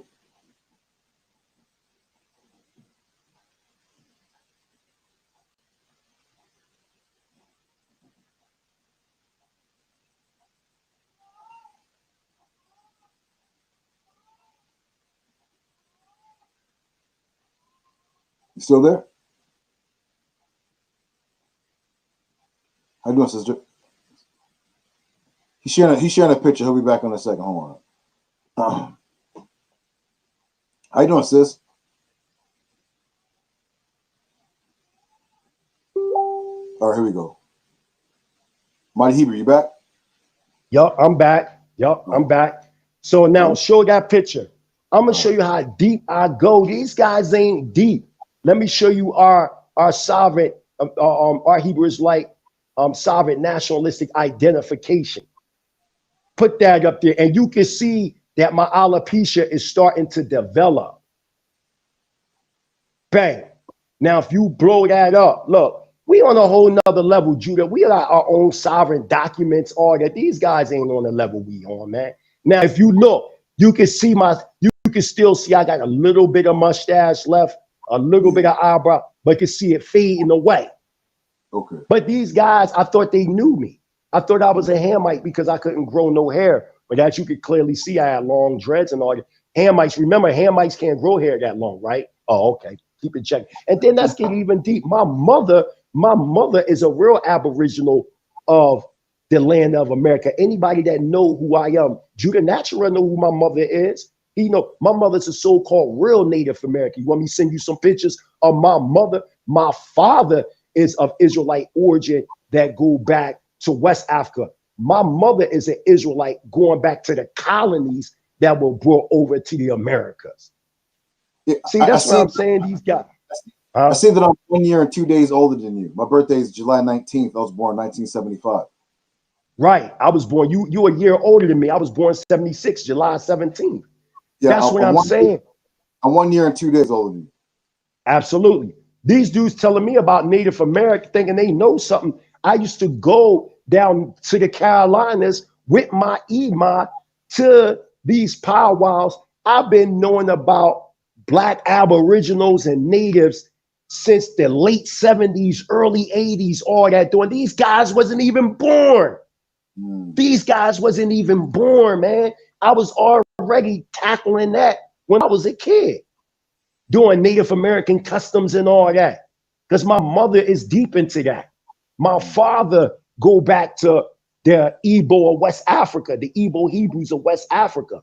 My mother go back to the Israelite colonies that came over here during the 6th century, 7th century BCE.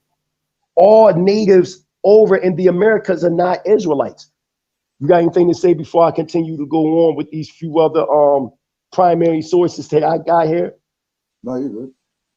All right, let's go to Black Hebrews, The Quest for Authentic Identity in the Journal of Religious Thought, volume 44, number 2, page 46 to 47.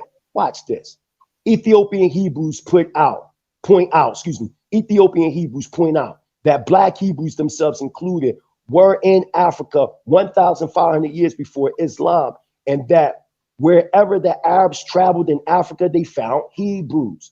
According to their sources, the Kanormri Hebrews were located in Central Africa along trails hundreds of miles north, south, east, and west of Senegal, and where they had apparently migrated.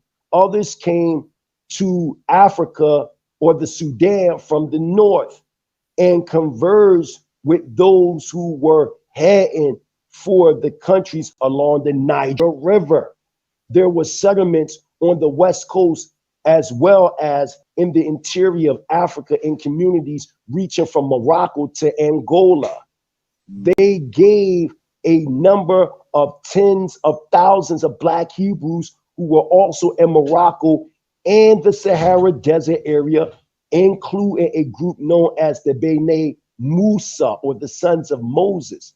They also point out that in 1484, under the reign of King John II of Portugal, hundreds of Black Hebrews were deported to the island of Santon off the west coast of Africa. That's what they say out their own mouth. That ain't what I say. And look, y'all, so y'all can see that I'm telling the truth, right? Oh, man, I didn't even bring it down with me. Shoot, it's all cool. But you trying to tell me, right? Now, this is the northern kingdom of Israel, y'all. This is Israelite captives of Assyria. This is 680 BCE. Look at the images, man. Look at the images. They don't look nothing like no damn Native Americans, man. Stop playing games, man. Stop playing games with our people. And these look like straight cold Negroes, man. Come on, man. Y'all playing these games. Look at these Israelites right here. Look at these Israelites right here. Let me show the family. Get a direct picture. Look at this. I'm in this book called New and Israelite Knowledge. Look at that. Come on, man. Oh, but that's the natives. Yeah, all right, come on. Now, y'all can't no more use me not having a beard as a premise to say I'm a Canaanite, because that was their thing. Oh, he ain't got no beard. It's clear that I had a beard and a mustache originally with long dreads. You know what I mean? It says, Mighty Hebrew is telling the truth about the eastern tribes. We are Negro natives. My father's DNA goes back to the Bantu. Even the word Bantu is a Hebrew. Matter of fact, I got to put in one more thing to you, man. Hold on. You need to read this. Put this up there. Put this up there to the people. And I'm going to give you pictures of the tribes that I'm affiliated with. I got you right now. You hear me, Judah? Yes. All right, watch this. Now I'm going to show y'all pictures of these tribesmen that I'm telling you about. I'm going to show you pictures. Yeah, I got you. This is what I want them to do. These guys know they're Israel, but they don't. But when it comes to them, oh, it's no evidence. I ain't got no time for that. You keep trying to insult our intelligence as if we don't know what's going on, right? Watch this. Here go the Bantu joint right here. That's what I was looking for. I want you to, can you hear me, Judah? Yep, you're good. Okay, somebody was saying something about Bantu, and I was just reading it, right? Okay, read this out loud to the people. Read this out loud. Bang. Read that.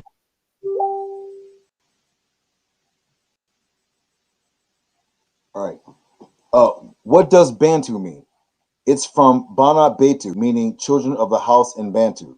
It is also Hebrew. Ban means son. Bet or Biath means house. It is also from Abba Intu, meaning the people or the father's people. Abba meaning they, these, or father. Master and Nutu meaning people, thus referring to a special people. The father's people, the divine people. References Ejegam, Bakor, Swahili, Kosa, and Hebrew lexicons.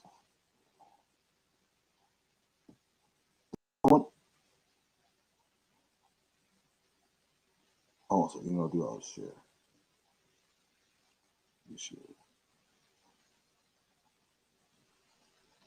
I got a few more pictures. Okay? Yep. They coming in. I got a few more pictures. Hold on. They coming in. I got you. Since they want to play all these games and act like we ain't got no evidences whatsoever. Let me get down to the nitty gritty. I'm gonna get down to the nitty gritty.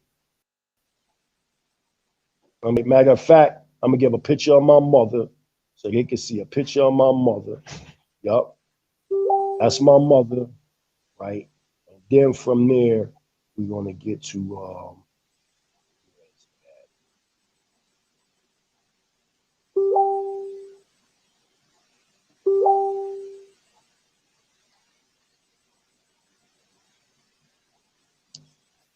who's that? Oh, that's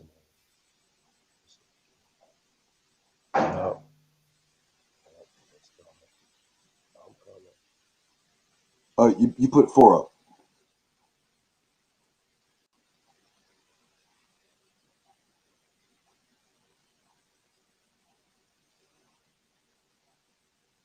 Oh, he's gonna put up a. there. That's enough. I'm back now. I'm back. Okay.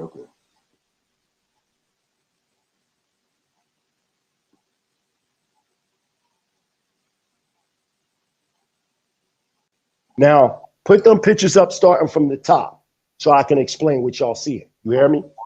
Yep. Here we go. Hold on. Now watch this. So this is what I mean by the consistent lies and deception that there are no Israelites in Africa. These the lies that these guys got to stop playing. When you got people, see, it's a difference when you got people on the ground. So as you can see, even the word Bantu is a Hebrew word. So start right there with that picture right there. No, yep, that picture right there. All right. The one underneath the Bantu thing. That Mighty Hebrew University. No, not the one on top. Right there. Yup. You see where it says the Mighty Hebrew University? Hit that right there. Yup. All right. So, yeah, yup. So now, if y'all look right there, right? My university is an online accredited university. You can go type it up and look. My university, the Mighty Hebrew University, is an accredited university. This is accomplishments in Israel. They're not doing these things, man.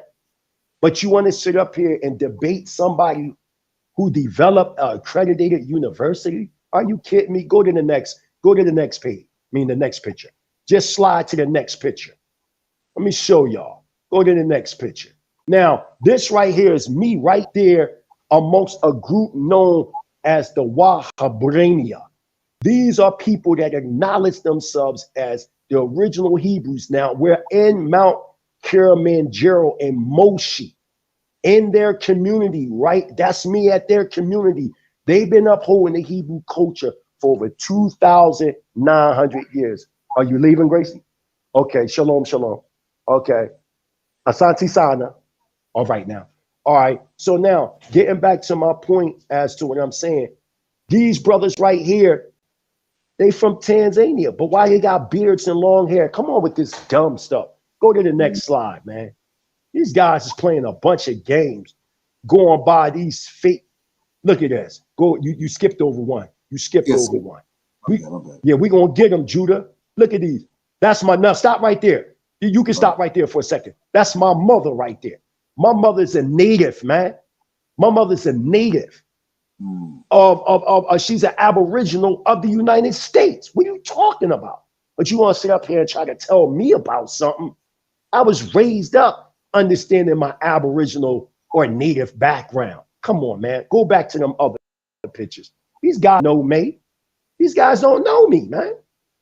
That's why I'm saying I don't waste my time with people like this, man. Now look at us, man, with the drums. Look at all these brothers. Why all these brothers got long ass hair, beards, and all? But I thought that they were only Hamites. They look just like, yo, Judah, am I lying? Do these people look like us or what? Yes. But they from Tanzania. They're not even from the United States. That's the point that I'm saying to these people. Keep going. Go to the next page. It's going to get deeper. The next picture. Yeah. No, go to the next. You skip one. You skip one. You're going to go to that in a second. My bad. Yep. I think because the next one over. Yep. Look at that. That's me sitting amongst them I'm inside their temple gathering. I'm in their outer court area. Okay. These people they're schooling me right there about their history, how they got there 2,900 years ago. And they also schooling me how the Rastafarians got there back in the 80s and how they do shows and events with the Rastafarians. Come on, man. Next, go to the next one. But don't they all got long hair? Don't they all got beards? But they're natives of Tanzania. But they're Bantu speaking Israelites. Come on, man.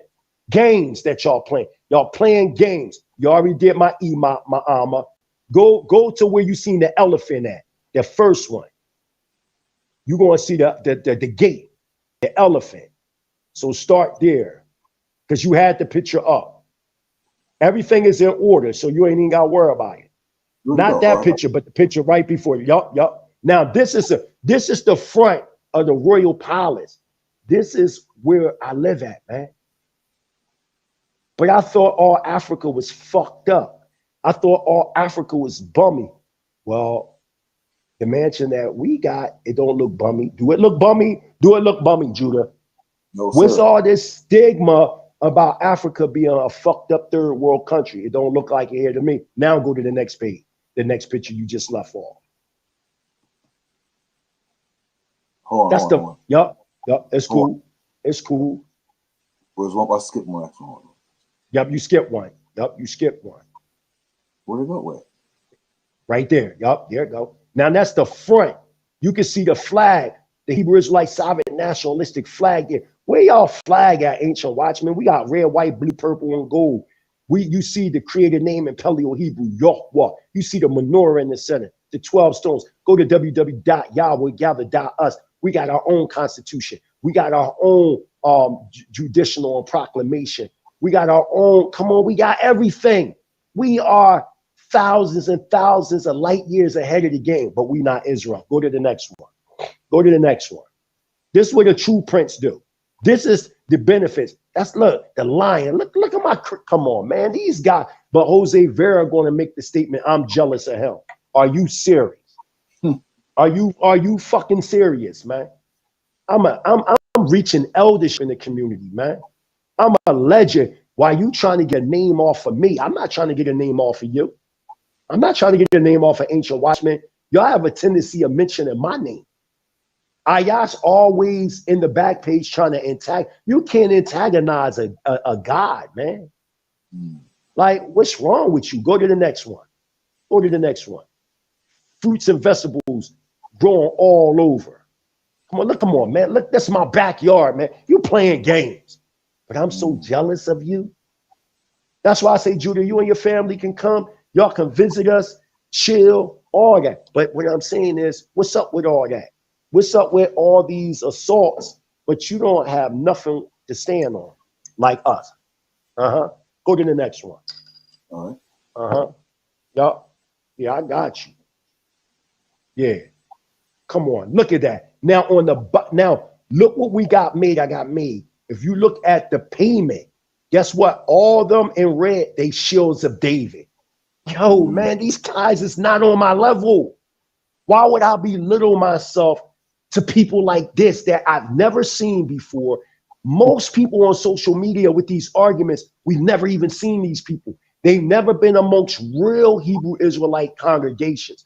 They've been around a couple of One West here and there, but I'm talking about, this is international shit.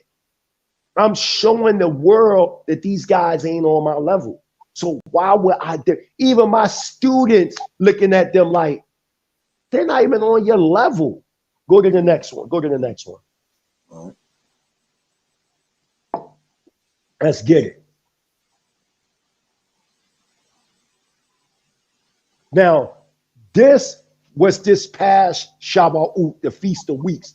This is in my backyard, man.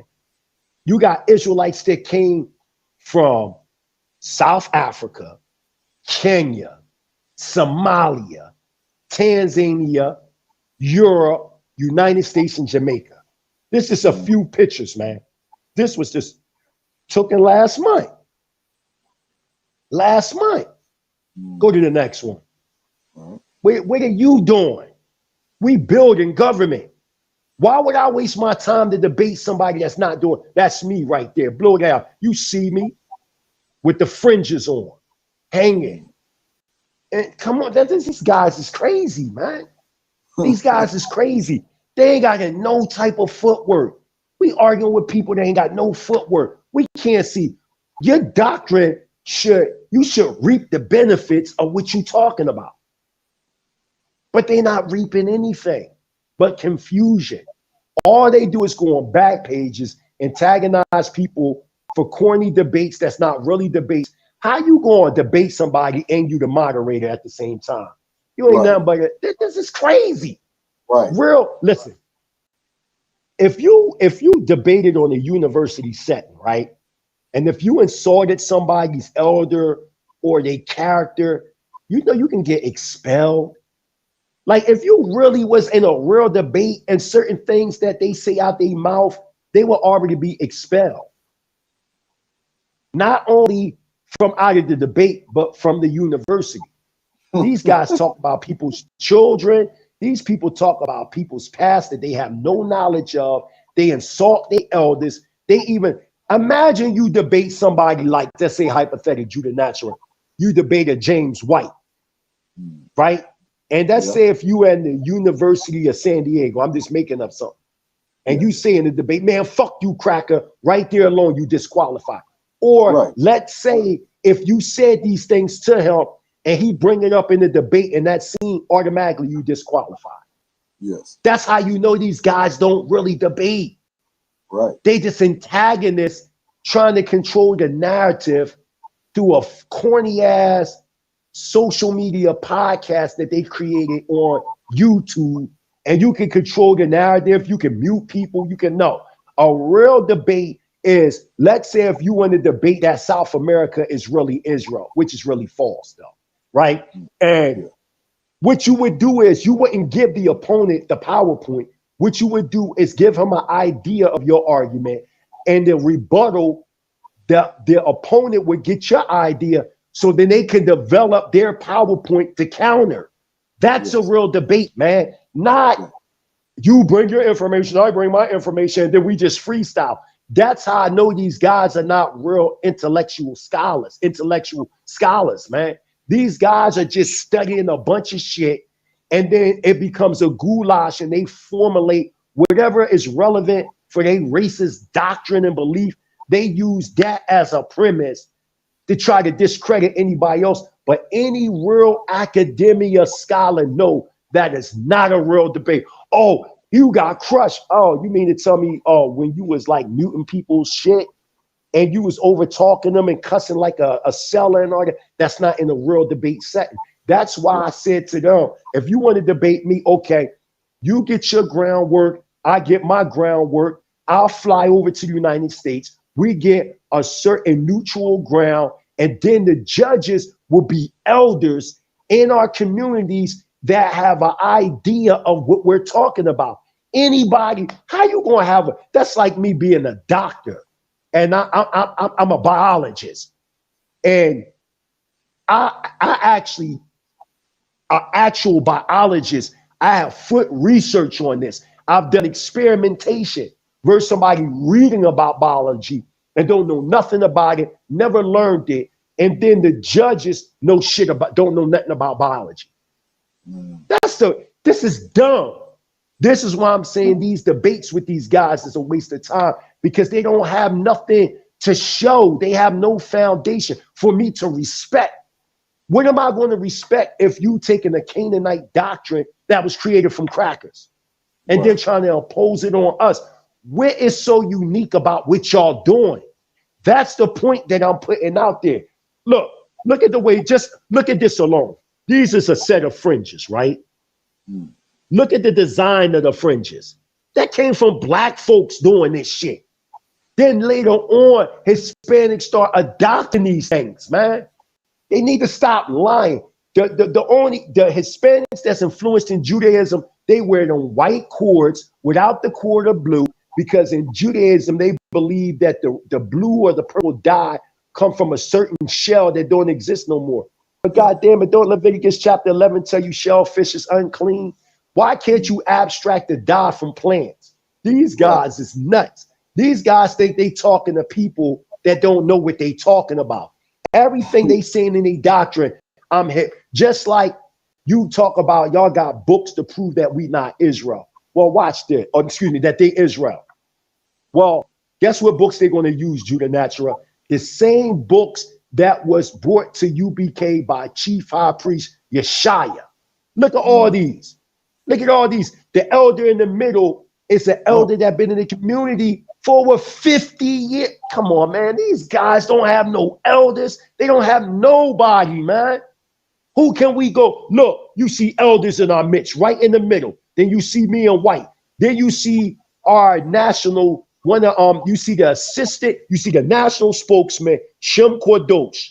You see the brother that I bought the property from with the hat on the right-hand side. Then on the far left side, you see the assistant tribal minister, Shem Sean. And then in the middle, in all blue, you see Elder Daniel, who is a follower of the late Yahweh ben Yahweh, but he been in the culture since the 1960s. We got elders. He's in his 80s. This man is in his 80s. But you sitting up here, where's your leaders at? Where's your elders at that we can go to and confirm that Canaanite doctrine was always in the midst of Hispanics that acknowledge themselves as Jews? Show us prior to Quanalawa and Ancient Watchmen that was a belief that Hispanics believed in. Hispanics never believed in that shit. That's something that they brought to Hispanics to proliferate more racism.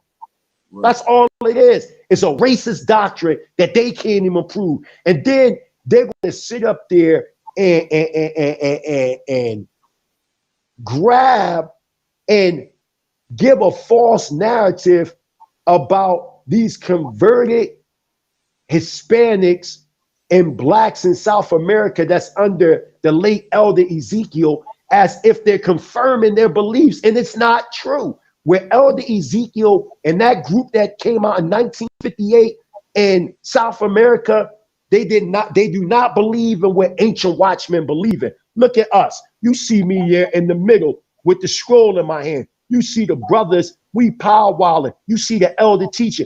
Don't Deuteronomy chapter 32 verse 7 tell you to go to your elders that they may teach you. Isn't that an image right there of the elders? Come on, we're following Torah, man. These guys don't have no elders, nobody. These guys are teaching themselves. They're self-taught, but originally they was taught by black people. They branched off because they were a part of the dissatisfied, and they didn't like that the so-called blacks were the head of everything. That was the covert racism that dwell in these people, man. And they had to get away from that. One thing I noticed about Hispanics, anything that black people develop, they'll stick around for a period of time. And once they get a certain amount of numbers, they branch off. That's what they do, man. And that's a fact, man. Y'all know I'm telling the truth. Y'all know I ain't lying. Where y'all elders at? I don't want to hear nothing from no young boys that only been studying 5 years, 3 years, 7 years, 2 years. I got 31 years in. 31. That's an insult. That's an insult, man. That's an insult for somebody to come to you, Judah, and you got over 30 years in, and these guys is trying to tell you something. As if you ain't walk around the block so many times you can't even count how many times you walk the block anymore. Right. That's the problem that I'm having. The high disrespect that they have for people that been in this culture before they was even born. Most of these guys, you about how old are you? Oh, I'm 21. What the fuck are you talking about, man? Do you have elders? No. I teach myself. Oh, the spirit of Yahweh came upon me. I'm not trying to hear none of that shit. I'm not trying to hear none of that spooky shit you talking. I want to see your goddamn elders that taught you this stuff. And you know why they can't pull them out? Because they don't have no elders. And if they do got any elders, they taught them elders that. I'm talking about show us Israelite Hispanic community before them teaching that blacks were the Canaanites. Here's their elder This right man, here, right? That's their elder. Are you freaking serious, man? That nigga on hard This is the same. This the same one that originally believed that blacks were Israelites. So what are you talking about? This is what I'm saying. We drove Judah Natural. I want to know the psychology. What drove them to believe in these things? What drove them into that? That's what we need to stick them on. What drove them into 1 minute believing blacks were Israel to them not believing and then creating a doctrine. It's like, okay, if you don't believe we are the Israelites, why out of everybody, why did you pick the Canaanites? Why was it out of all the sudden? That's how you know there's an ulterior motive behind what they're doing. I don't believe nothing they say. They don't have no elders. They don't uphold Torah. They idol worshipers. Most of them idol worshipers trying to put a man on the side of the Most High. All kinds of stuff. These guys don't know Torah. Ask them dudes, do they really uphold the feast like it's supposed to be done? Ask them who's counting their Omer. We got what is known. Let me show you what we got. Let me show you who we got. Watch this. I want you to throw this picture up. Where your priest at that's counting your Omer? That's what I want to know. Where's your priest at that's counting your Omer? I bet you they can't show us. I'm going to show you our priest right now. Hold on. Hold on. Let me show you. Bang. Here go our priest. Now, show them that picture, Judah. Now, here go our priest, the prophetic priesthood in Damona, Israel, northeastern Africa, right? They count the Omer in Israel for us and then let the whole world know the time. Where's y'all? Come on, man. What do y'all have? Why would we be jealous of y'all and y'all don't have nothing? Y'all have nothing to show. Y'all have nothing to show that y'all involved in the community. What community of Israelites are y'all involved in that's making major power moves? Go to the next picture. They're involved watch in the Konalua. They are cold. Now watch this. There go me right there with Prince Asiel ben Israel, the founder of that community. You see the prophetic priesthood? That's in Damona, Israel. He's the founder. It was three of them. I'm going to give you the pictures in a second, along with that next song I want you to play. Now, you see them right there. I'm interviewing him in his house, in his mansion, on Sinetta John when I sent Sinetta down to Chicago. What leader do you got like Prince Asiel? He's an international icon. Don't you know he went to prison for 3 years because he broke U.S. sanctions, helping the Zimbabwean people to run the crack out? What leaders do y'all got like that, man? Y'all playing a bunch of fucking games, man. Let's continue on. Watch this. Watch this. Since y'all want to play all these games, where y'all elders at? I'm showing you our elders. Where y'all elders at that we could say, damn, you know, that's an elder right there in their community, man. That's an elder. Where y'all elders at? Y'all ain't got nobody that we can say, damn, they made some major power moves within the community. Why y'all ain't got none of them that we can look up to and say, yo, they some real live elders right there? Come on, man. But I'm showing you countless elders, countless people in the midst of elders in our community. Them elders you showing right there is from Bene Adai. These guys ain't got no goddamn elders. These guys is hypocritical and they talking a lot of BS, man. Real rap. They ain't got no damn elders, man. Where they damn elders at? Can you hear me? Yeah. Am I still sharing or no? Yeah, I remember this dude. He died. I remember when he died.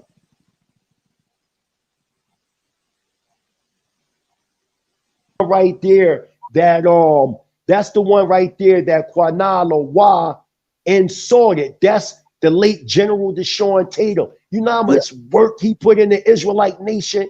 Because you called him an albino and all that. That ain't got nothing to do with leprosy, man.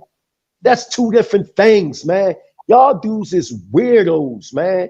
Y'all guys is weirdos. But and then I'm gonna put in my song I want you to play, and that's it. Hold on for a second. I'm coming. Hold on. I'm going to get that right now.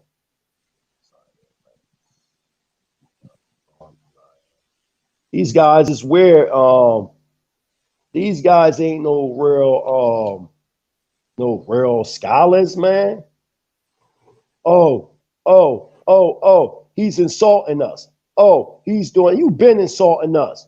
And they ain't got no footwork in. And all you want to do is try to insult other Israelites because you're really jealous of the Israelites. That's the problem, is jealousy. Yeah. These guys is jealous, man, because they not doing what we doing. I got something for you. I got something for you. I got something real nice for you. I ain't playing with these dudes. Where your leaders at? I'm going to show you something. I'm going to sit these dudes down, man, and watch they make a video because that's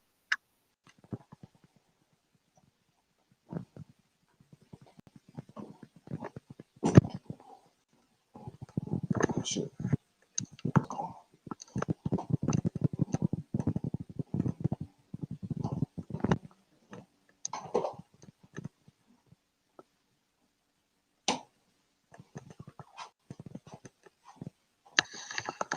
Yeah, I'm back, Judah. Now, if you see that, Judah, these are elders from DCB out Brooklyn, New York.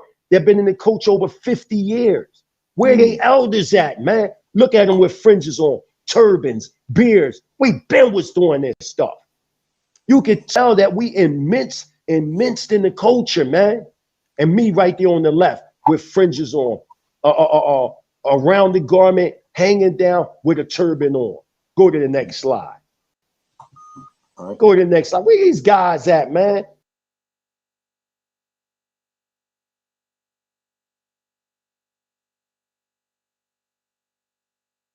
These guys is, man, insulting our elders. I think that. Huh?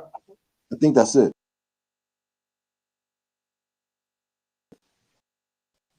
No, I send you. Oh, if that's the last one, then I just send the song. I want you to play this song off my latest album coming out. It's on. I just sent it to you just now, and then from now I'm gonna close out. And then if people want to come on and ask any questions, I answer their questions. I mean, they might have to do that tomorrow. I got to go to bed. I have work. Okay, so let's play this last song. You see it right there? Yes. Yep. Let's play this and blast it. Bang that joint. You know what I mean? And I dedicated this called Visions from the Mind. I dedicated this to the late Ben Ami. Ben Ami is the one that's going to be speaking first. And then from there, I'm going to melt it out. You know what I mean? This is the introduction to the album, My Mental Is Never Destroyed. Play that shit, Judah. Let the world hear it. All right, here we go. Give me 1 second, y'all. Tell me if you can hear it. Tell me if the hold on, it's still this buffer.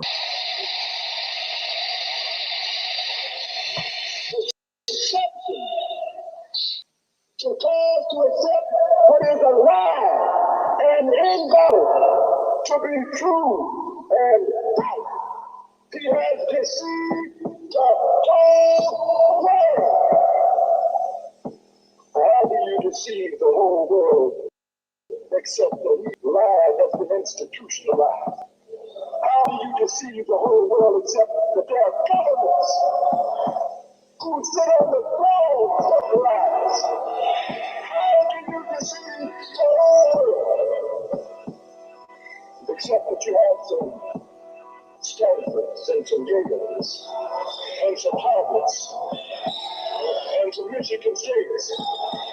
How do you deceive the whole world?